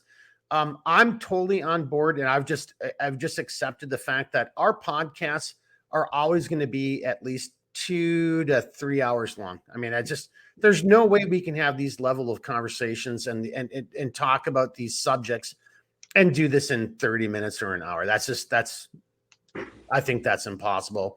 Unless we just turn it into some kind of bullshit, Q&A type of thing. So I'm actually, here we are at almost 3 hours today. What's that? No, it's like, why, Stephen, what did you have to eat today? Yeah. Jolly good, old chap. But so on that note, not wrapping it up, but kind of wrapping it up for this iteration, but coming over to Stephen. So, sir, what are your thoughts as we kind of start wrapping this up? I think we've left people with a whole lot of information to digest. And I hope that's good. And for the boys and girls watching and listening to this, I hope you feel that way. I hope you're like, God, these guys always throw questions at us and always make me challenge myself and consider, and should I do better here, or am I doing good enough there? I mean, I don't freaking know. It's up to you, right? But I hope that's what people are feeling. And on that note, Blackbeard and Redbeard, if you guys are okay with it, let's let Stephen give some final comments, and then we'll come over to you, Blackbeard, or correction, Redbeard. See, you fucking beards, Redbeard, Blackbeard. I'm just going to call you by first name. Stephen, let's give you some final comments, and then Jeremy will come over to you for the outro. You guys agree with that? Right. Yeah. Does that sound good? That's good. So I don't get confused with whatever beard we're talking about. Calm down, gray beard. Oh, see there.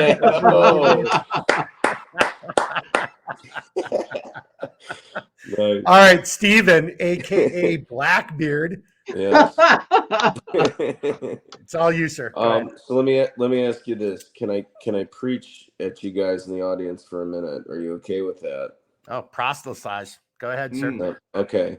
Well, the first thing I'm going to say is that I believe I don't think that everyone deserves it, and I'm not even going to claim that I deserve it. But what I am going to say deserve is what though? What do you mean by that? Hang on a second. I'm going to tell you. Okay, sorry, I jumped the gun. I was like, no, okay, deserve what though? All right, gotcha.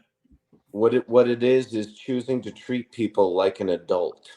Okay. And part of being an adult means that you're responsible for your soul. You're responsible for your thoughts and what you believe and how you behave. And that's how that is.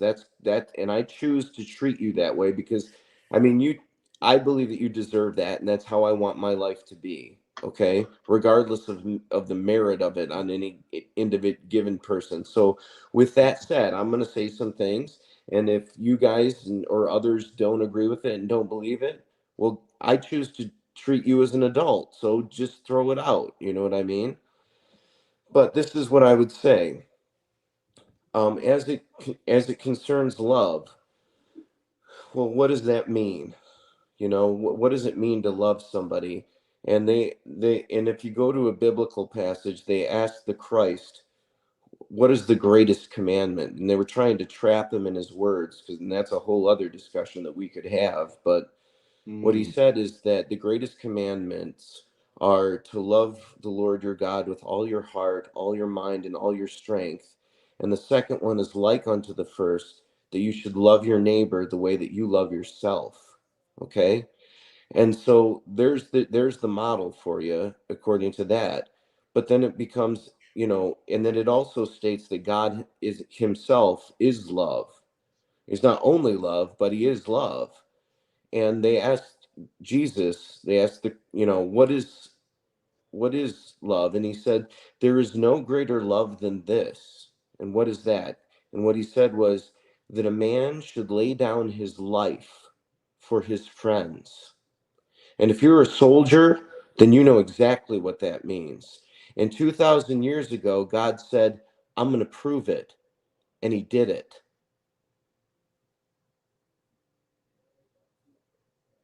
That's fucking deep. That actually is. I'm just gonna throw this out there on a personal note. That was like a huge challenge to even like. I took that for what I don't know if you meant it this way, but I took that for. Here's how I took it. I'm 50 some years old, and I just took that as a challenge to myself to get my head out of my ass and start getting back into what it means to be a human being. And that all just was based on what does it mean to love? Yeah. If you believe what it means to be a human being is to be an imager of God. You're made in the image of God. And insofar as you don't and I don't behave in that way, we're less than human. Yep. And that's why animals. That's why that mark at the end in Revelation is called the mark of the beast. Animals. Because that's how you're behaving. Animals. Yep. Yes. Yep. Animals. Yes. People who say mark of the beast, they always just think that mean like no, the word beast means animal. Like you're acting like a fucking animal. Hang on, I bring it back to all of us. And I'm not as educated on scripture as I should be, but I know it is scripture when it's I'm going to fuck it up, so I'm not even going to say it. But it's when at least you could try though. No, give me a second here. Give me a second. It's all about see, I'm going to screw this up. I have to get better at this. But it's all about to what Stephen's saying. It's like take this many people out of Galilee. You're with like 1,000 and bring them down to the water, and then if they kneel, and if they kneel in the water and drink from this, then exclude those people. And then if they do this, it was all about trying to find like if people drink the water like an animal, going to what we're just talking about. The mark of the beast, animals. Well, these aren't the you want somebody who's going to bring it up in their hands and then drink. It's that passage, and I'm doing it absolute forward to it. I apologize, and I'm probably embarrassing so many people right now who are big into the scripture. But whoever's leave a comment. You know the scripture I'm talking about. And that goes in what Stephen just said. And I think that's how I'm interpreting it. It's like, we are not beasts. We are not animals. That's right. That's right. In fact, and this is something else I don't want to get to, man. Go ahead. Fuck it. I don't want to get into do it. Big, Do it. Let's just do it. Okay. Well, go for it. So there's I shouldn't have said anything. Gosh. You already said it. So just commit. Commit. Just go for it. Embrace it and do it. If you go into Genesis, and I'm just saying, let's just say that you don't believe that any of this is true, okay? Because we live in a very secularized culture, and it's your decision. And that's not who I am, and I'm not ashamed of it, and I'll tell you, and I'm telling you, okay? But if you are, well, that's you. And I say, because I said I choose to treat you as an adult. Now, that said, our civilization was based on these principles. So whether you believe them or not, the pragmatic value is that if you like the civilization that we had, it's worth your consideration to look into these things. Yes. And one of those principles was that man was made in the image of God and given dominion over the animals. Not that he was an animal, but that he was given dominion over the animals. And so there was a guy I used to follow many, many years ago who talked about how many of the relevant drug laws and things like that were written with the phrase man or other animal. And the implication of that is that man is an animal. But the other implication of that, and the problematic implication of that, is that men and animals do not have the same rights. Men have a certain level of right that is bestowed on them by their creator that animals do not have, as they are authoritative over the animals. And so what it does is when you relegate man, when you categorize him as an animal, it allows you the permissive ability to justify things like genocide and murder against people because they're just an animal, just like the sheep that you shear for their mutton and their wool. Yep. Well, and then so just on that note, I mean, we see some of those connotations being alluded to and brought up in the recent conflict in the Middle East right now. And truth be told, like, so, and for anybody who's like, you know, casting, you know, aspersions or throwing rocks here, I've been in this fight since, you know, before 2001, before September 11th. And this fight has been around for a long time. And that doesn't make me an expert or anything like that. I'm just simply saying I've spent a large portion of my life overseas dealing with this conflict, you know, trying to be a student of it because I wanted to stay alive and I wanted my men to stay alive. But so to Stephen's point, if you're not paying attention to this from like either historic or biblical perspectives, you're not doing yourself any justice because there are, what's the word I'm looking at? It's not similarities. What's the word I'm looking for, fellas? Historical anecdotes, analogies. I mean, there's things that we see in biblical and historical writings that are precedent, maybe precedent. Yeah, precedent. Yeah, exactly. So something's there, I guess. You know, and I'm trying to find a way to affirm what you just said because Stephen, I think, God, I seriously really do wish. I honestly. Jeremy, we need to find a sponsor because we need to get Steven up here so all three of us can be in a studio. I mean, we need to have a beer with this guy. And seriously, I don't know. I know I'm trying to turn it a little bit lighthearted. It's the end of the podcast. I think we're going to revisit this subject seriously going forward. So I kind of maybe am trying to find a way to wind it down and maybe put a smile on people's face because what Steven just brought up, and this is where I'm going to end it on, is I think, again, go back, hit pause, rewind it, listen to what he just had to say, and then contemplate it, and then rewind it again and think about it a second time, and then rewind it a third time, and then bring it up with some of your friends. And I think that's what we all need to start doing as human beings, whether you want to boil it down into the sexes, men versus women, or just humans. It doesn't matter to me. But we all need to take a step back and start thinking about this. And that was, for me, that was the whole genesis or the whole intent of this podcast. Is it too late? There's a part of me that thinks it is a little bit too late. But as Stephen and Redbeard have said, well, and I've said as well, it does. So the Roman Empire might end. It doesn't mean we're going to die. We will be still there, and we have to. We're going to help shape what comes next, or maybe we'll be responsible for the demise. I don't really know. But if you're actually serious about it and you want to be proactive and you want to be a participant as opposed to an observer, well, then it's time to get off your ass and start doing something about it. And I think my final comment there, and I'll turn it over to you guys, is then I think we need to do this as another podcast. And we ask the question, what is actually important? What is it that we should do as men and women? And how do we make that clear? And we acknowledge that I'm making these choices. Gosh, I don't want to get too much into this because I mean, what's important is I was just going to turn it over to you because you just were saying some things, and that's what I wanted.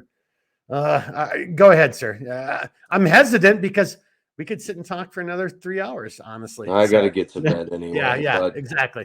But go ahead, Stephen. What's important is if I knew that tomorrow I was going to die, I knew it. Whatever I think on in my life the day before, and I say to myself, that really matters to me. That's what matters. Well, Stephen, so see, God damn it. This is why I wish you wouldn't have. I don't want to go over for another 3 hours, but like, so again, so for me, this isn't a very Christian perspective that I'm coming from. This is a little bit more of Zen Buddhism. but it's like, dude, I never know when I'm about to die. I could die Right. tonight in my sleep. I could That's right. die tomorrow in an avalanche, or the building could collapse, or a fireball. So in that perspective, I always want to strive to be the best person I can for every fucking moment in life, because I don't know when that last moment, that last breath is going to be. But I don't think that's really a Christian perspective. You guys could correct me on that. I think for me, that's a little bit more of an Asian culture, Buddhism, Zen, Bushido type of thing. That I don't think the understanding of the imminence of your mortality is particular to that religion, exclusively. I mean, it's like there's even a scripture where it talks about, like, this guy, he's talking about, I'm going to store up all this grain. And he's like, Jesus looks at him. He's like, you fool, do you not know that tonight your life will be required of you? Yeah. Like, it's over for you tonight, man. So figure out. So it's one of those things where, and I'm telling you this, and I know it's the truth. What I'm telling you is the truth. Okay. But that doesn't mean that I live that way, because it's a journey we're on here. Okay. And it's like, I can't find my keys. And then you get mad, and then you can't find them. And then you get more mad, and then you start cursing, and you're like, you know what I'm saying? That's just how it is. No, never been in that situation ever. Never been there. Right? But if you knew you were going to die tomorrow, the keys wouldn't really mean that damn much to you, would they? Yeah. Well, so hang on a second. So this is my last, you guys can decide where we go from this. This is my last kind of comments, and then we can either do the outro or we can continue. But I'll say this for a future podcast, or for this one right now, if we continue. So Stephen, to your point, and maybe I'm a weirdo, but no, I've been very acutely aware of my mortality for a very long time. So like, I actually do this. I don't do it every day, but there's been plenty of times like, well, this might be my last breath. And like, so I am not by any means or stretch, I'm not totally okay with dying, but I'm probably a little bit more prepared for it or okay with it than most people are, because I actually have experienced it and thought about it, like So on that note, I think I'm a little bit more along that religious perspective of like, it's going to happen. I mean, look, at the end of the day, at least mathematically, scientifically, I know it's going to happen. There's no escaping it, right? Like, it is, whether it's tomorrow, whether it's 10 years from now, it doesn't matter. It's mathematically, it's exponential, and I'm going to die eventually. So I'm definitely okay with it on that perspective. But do we want to bring this up as a podcast in the future where we talk about that, and then the philosophical argument is like, well, then how do you spend each passing moment, and how do you deal with that, and how do you progress? What do you guys want to do? Yeah, it's such a deep topic and a deep well that we couldn't do it justice at 3 hours, and I have to go to bed. Yep. No, I agree. But apparently you guys had a 5-hour conversation. Whatever. Hey, look, I'm just saying, like, it's like tonight, it didn't start out that way, Mark. And then all of a sudden 90% of our conversation is talking about God, Catholicism, theology, and exploring the theologians. And it's like, that and I just have to say, Mark, like, you talked just about not knowing if you're going to wake up tomorrow. And I think I talked to Stephen about this during that 5-hour conversation. But like, as somebody who is a Catholic and is that's what I was brought up in, realizing my mortality was a big step to, I have to say it this way because it's true, rediscovering my faith, right? Because there's a long time to where I'll admit, like, I feel like I probably did walk away from it, albeit I had always maintained my belief in God. That's not, like, to me, when I look back at it, that's not enough, right? Like, it's not enough to just say, like, oh, I believe, because it's about as whimsical as saying, oh, I love you. It's so casually said, like, okay, well, what is it you believe about God? So in saying that, discovering my mortality, I go to bed every night And before I do, I will say a prayer before I go to bed. I say one when I wake up in the morning, and those could be different things. But what I do say is, Lord, my life is not mine, but it is yours, and it is not of my will, but of your will, and what it is that you deem for me, not my earthly desires, not my own desires, but that of which you desire for me, because your plans are greater than any plans that I could have. And understanding that, yes, well, we do have free will, we have the ability to make decisions. He already understands what we are going to do and what those decisions are. And we have the opportunity in living in him and understanding that our life is not our own, to have the most prosperous, successful, like the best life that we can, or we can continue trying to control again that which we do not have control over, and we will be a careening car wreck on the side of the road. And True. look, I get that there's people that don't believe it. just slow down. But Just slow down, because Stephen was nodding his head. I was Oh, nodding my yeah. head. There was one point you just made at the end that I could see both of us agreeing on, which is like, Yeah. we're not in control of this stuff. And before you get too far afield, I just want to throw out there, it's like, so here's the difference. Like, you believe in God, I believe in God, but that doesn't, and we're both Christians, but that doesn't mean we're the same ilk, because your thoughts and your perspectives are very different from mine. But the Yes. one thing that was kind of similar, and again, and that's why I'm interrupting, is because Yeah. I saw Stephen nod Yep. his head and I was nodding my head at the same time. It's like, Yep. oh, okay, yeah, no, I'm okay with that. Some of the other Yep. things you said, I was like, I agree, but I disagree, da da da. Yep. But anyway, I don't Yeah. want to sidetrack us, but I do want to say this. We're at 3 hours and 26 minutes. Yeah, we Hang actually on, have to stop give me a Minnesota second, give me a goodbye. second. I think this is going to be the longest podcast we've done Yeah, so far. it is. I think it is. Even But trying I'm to just, get the bed and too so much. on that Sorry. note, I'm just going to simply say this. I don't care. I think going forward, I'm not Yeah. even, so here in this whole larger conversation about everything from religion and what it means to be a man and all that kind of stuff. Yeah. Our podcast, this is what we're doing. No one's paying us to do this. I really hope and I appreciate everyone who Yeah. listens to the podcast or watches it. I hope we're giving something to everybody else. But if it's 3 hours, 4 hours, Yeah. you know what? It's going to be what it's going to be. I'm not going to concern myself going forward about this anymore. Yeah. And because to this whole conversation, I was really debating, like, oh my God, it's over 2 hours, da da da. Like, who cares? Yeah. We're not Joe Rogans. We're not getting paid millions of But dollars. then look what it turned into, though.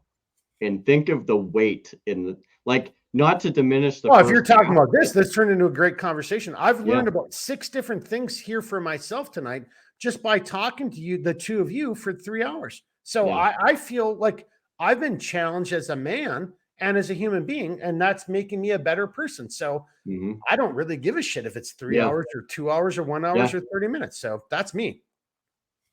Yep. Yeah. No, I just, it's what I love what this turned into, because again, like you guys have said, like it started one way, but then it's like the whole, like the next 2.5 hours, like it just progressively got into like, okay, like things are bad, but like this is how they could be significantly less bad. And then it translates into, what is important, and then looking beyond ourselves, and then Well, hang on. Yeah. We talked about things are bad, but we haven't talked about how bad things can be. So I think we save that for the next podcast too. We take that into what is actually important. I think when we do this part 2 of this conversation, we talk about what's actually important. Again, one of the things that's actually important, like the simple fact that I've got 2 individuals, and for anybody watching this or listening to this podcast, put yourself in my shoes right now. It's Thursday night. I've been in front of a camera having a drink or two, talking to these two guys via electronics, right? Through computers. And that's the best I can get, right? But it's still awesome as though they were still here. Yeah. Dude, this was, for me as a human being, this was a great evening. Listening to, David gave his intro and then he disappeared. And now Steven's here and you're here. Like, like this is, to me, as a human being, as a man, this is about, well, with the exception of you guys being here with me right now, this is the best I can hope for. Yeah. And I'm going to do this every opportunity I possibly can. Why wouldn't I? Yeah. I mean, you guys see it differently? Like, should we as men not do this kind of stuff? I mean, should we as men just every opportunity we have, Mark, we should be doing this. Like whether it's me going to your house or we're doing these on Thursdays or whatever, like this is so much more conducive to actually like adjusting the outcome is at least as much as within our power that we can get. Like I hate to say it that way, but like it is within our reason to be able to affect change at least this way in this type of communion, if you will, is this is important. This is what people should be doing a lot more of. I think if people were not just men but people in general, this would affect the greatest amount of change. Yeah, and people don't see what I just did behind the scenes. As you were saying that, I just typed you a message and I said to affect change. I mean, you just nailed it right there. As men and women, we should be striving to figure out how we as individuals can do things in our little microcosms of life to affect change, because that will have a ripple effect.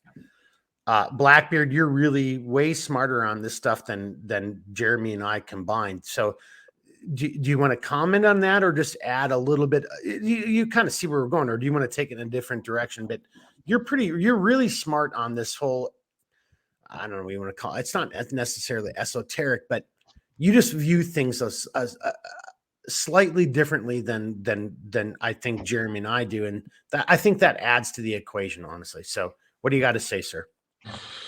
I appreciate that.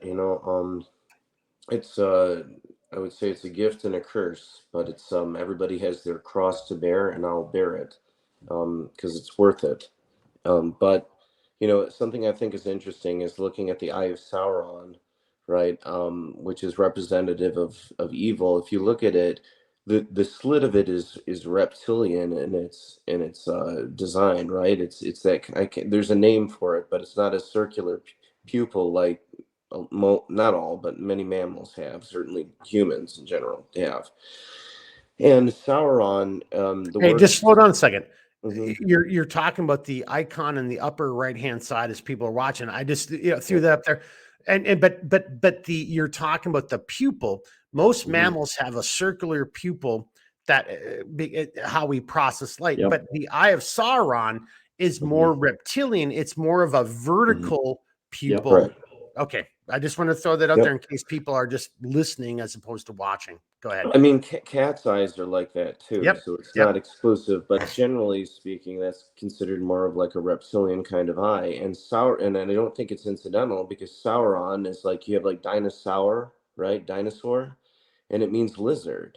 That's what it means. And if you go into the Old Testament, if you go into the book of Genesis, it talks about the serpent that came and tempted Eve. Well, the word for serpent there in the original language is nakash, which if you take that as a verb or as a noun, it means serpent.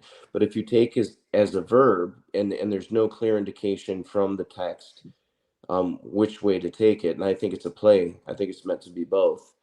Then it means one that shines like polished bronze. And then it talks about later that for example, the word, and I'm not saying they're the same, but the word Lucifer means bearer of light. They used to call cigarettes in Europe lucifers. Yeah. And Lucius is light, illuminated, and those kind of things. And so and Tolkien himself, and I'm not like preaching, Jeremy will probably like it, but I'm not trying to like really preach it, but Tolkien was a very serious Catholic, And so these things, in my opinion, are woven into that narrative. And I think one of the reasons that they resonate with people is because they're archetypically true. There's a certain fundamental reality that's at play in these stories, and that's why, somebody feels the need to place up. It's like, well, what's the symbol of evil? Well, it's a tower. Well, that's like the Tower of Babel or the Mm-hmm. twin pillars of Jachin and Boaz. Remember, the second book of the trilogy is called the Two Towers. Yep. Those are the towers that fell on 9/11, which is what you dial when there's an emergency. So all that to say So is, I like, just say, just slow down real quickly right there. I just yeah, got just kind of interrupt real quickly. But like, my God, you just gave people so much to chew on, because Yeah. the Twin Yeah. Towers, the Two Towers in Tolkien, that's the best book of the trilogy, in my opinion. I read Yeah. them as, like when I was 13. But then taking that and making that extrapolation as you just did, you're spot the F on. I mean, there's so many, whether you're just making a stretch, it doesn't matter. But the corollary is there, sir. Yeah, I mean, I think you just really took, again, literature, fantasy, whatever, but brought it into reality, and just like, it's still a challenge. People just take a step back and just say, hang on. If this is incorrect, then why is it like this? I mean, come on. Well, and remember too, one of the major points of those stories is that, he, like, Aragorn is like the handsome king, right? Who's going to seize his throne. He's the rightful heir to that throne. And so he's like the man that we would want to be like. And I think that we should. I think he's a good model in a lot of ways. But he is not the protagonist. He was not who Tolkien chose. He chose the smallest of beings. Yeah, the hobbits. Yep. Okay. Because in though I am weak, yet I am strong. See, we live in this inverted reality where everything is upside down, and we think that the more awesome that I am, and the greater I think about myself, and the more I think about myself, and the more I do this, and the more I do that, and all these things, that's what gives me value. But what the stories are saying to you is, it's the smallest of people who yield to the direction of divinity, who find the fulfillment of their purpose. That's why it says, also in the scripture, it says that whoever seeks to keep his life will lose it, but whoever loses it for my name's sake will find it. You're like, well, that doesn't make any sense. How am I going to gain my life by losing it? And it's by losing yourself. Let go of making yourself the biggest and most important thing, and start focusing on what matters, which is everybody else. And when they focus on that, guess what? You're one of those everybody else, and then you get focused on, and you don't get puffed up with pride, and we're able to accomplish very great things. But the problem is that everybody is navel gazing and thinking about, how awesome am I? And then you want to talk about, well, is it too late? One of the main reasons it's too late is because everybody said, how awesome is I'll decide for myself. I just got to say this, for anybody who's still with us in the podcast, seriously, everything that Stephen just said, I totally love. I mean, like, I'm sitting here, a guy, I think I've done a couple things in my life, but I love what Stephen just said, because it was a great way of pointing out that, like, dude, you're not special. There's all, and don't focus, and just remind yourself of that. Oh, there was this one time where I helped an old lady across the street. Dude, there's so much more that has to happen. Yeah. No, I love what you just did right there. Boys, we either just do it right now and just make this the longest podcast ever. No, And make we it should 6 shut hours, it down. I gotta sleep. I just wanted to mention this subject. I love this subject. Yeah. I just wanted to mention real quick, Stephen, what you were talking about just previously, is surrounding the realm of vanity. And biblically, vanity is considered one of the predominant sins, right? Vanity is a very destructive thing, and you have this image of yourself that's like, oh, look at me, look at what I can do, look at all of these things, and clearly, like when you look at the example of what Lucifer offers to people. Hey, I can give you every single thing that you want, and I'm not like this god of yours, right?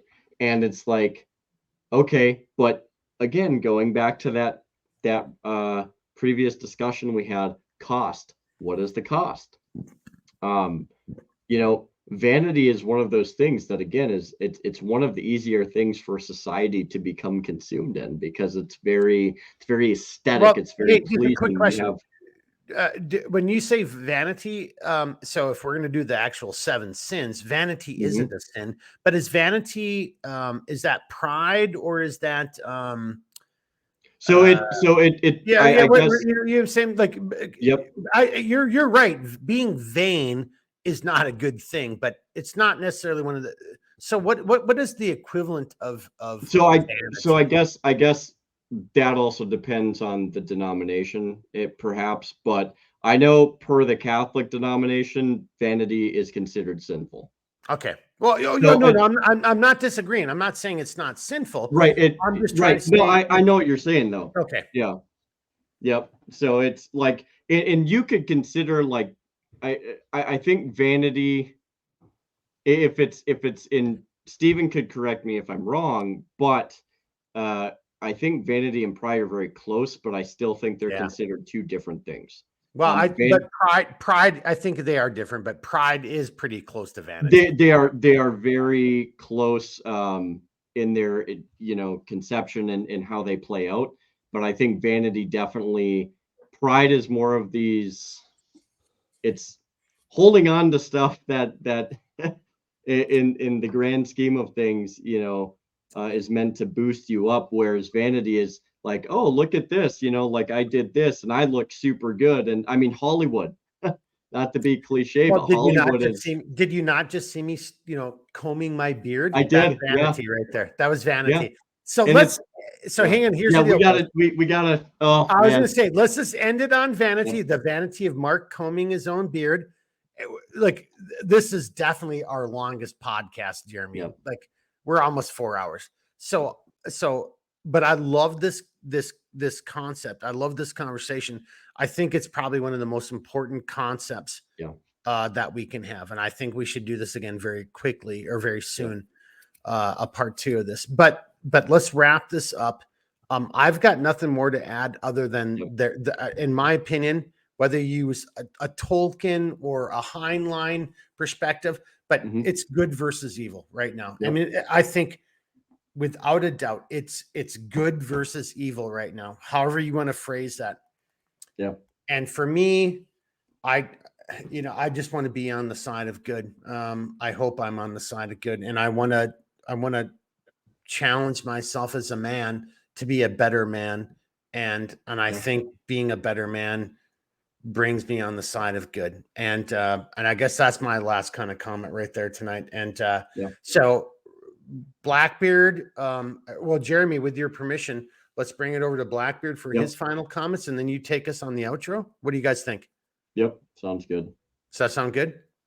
Because we're only at 3 hours and almost 45 minutes. Holy shit, our longest podcast. Now you know why Jeremy and I had a 5-hour conversation. Oh my God, seriously, we could keep doing this. I wish, talking honestly, for hours. Mark, I wish we could have recorded that conversation, because the depths we got into, biblically speaking, notwithstanding the theological conversation. I mean, let's. I'll just fuck this up. I'll just throw in the simple fact that the moment you start talking biblically, you're also starting to talk about, like, alternative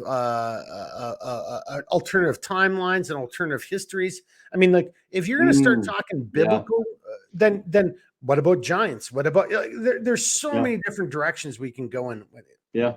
I'm glad I wasn't a part of your conversation, but I kind of wish I would have been. Like you said, if you would have been a part of it, you would have been like, I gotta talk to you fuckers later. Like, I mean, come on, 5 hours? Holy shit. We should have been at that point, we should all be in person having snack foods and drinks and just like, a Viking longhouse. Remember my Viking fire pit, Jeremy? That should have been all around the Viking fire pit, just having a good time. Right there. So let me pose this to you guys. Okay. No bullshit. So let us commit that one day we will make this happen. Somehow we will make this situation happen, because clearly we're at a point to where it needs to happen, right? I mean, well, I'll just say the honest part that you're not saying. So, Stephen, what Jeremy is basically saying is you're going to have to travel to Wyoming or Utah, because Jeremy's thinking about Wyoming and I'm thinking about Utah. No one's thinking about coming over towards, going east towards you. So you're going to have to come to us, though. I would literally pay for your plane ticket. No, seriously. And I hope that we'll have like enough property and like, shit like that. It would be fun. Bring your family out, spend a weekend. We do some hunting, that kind of shit. Even if you came out to me, Jeremy's close enough. He travels and we all hang out. Or if you came to Jeremy, I travel to you guys, whatever. So I think that could work. But I'm here to tell you, I think it's going to be out west. I mean, we ain't going to be coming to you in Michigan. Yeah. I'm here to tell you that. The water might be better out west too. So. Yeah. Sorry. All right, that's sorry to the people of Flint, Michigan. Sorry. Oh, you're good.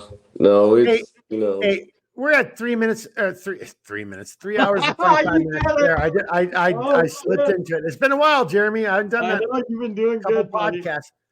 Stephen, give us a comment, and then Jeremy, take us out. It's getting late. We got to end this, guys. So let's go over to Stephen. So I choose with your permission to not do a Minnesota departure or whatever the phrase was that you gave. So this will be my final comment. Okay. All right. And yes, we should. I will definitely travel out there. We'll make it happen. Yeah. But what I'll say is that, your comment about doing better every day and trying to align with good, it's like that's not an easy thing, but that's the right heart posture. That's on a good path, and so you should I think you ought to be proud of that, honestly. Man. It's the right way to be.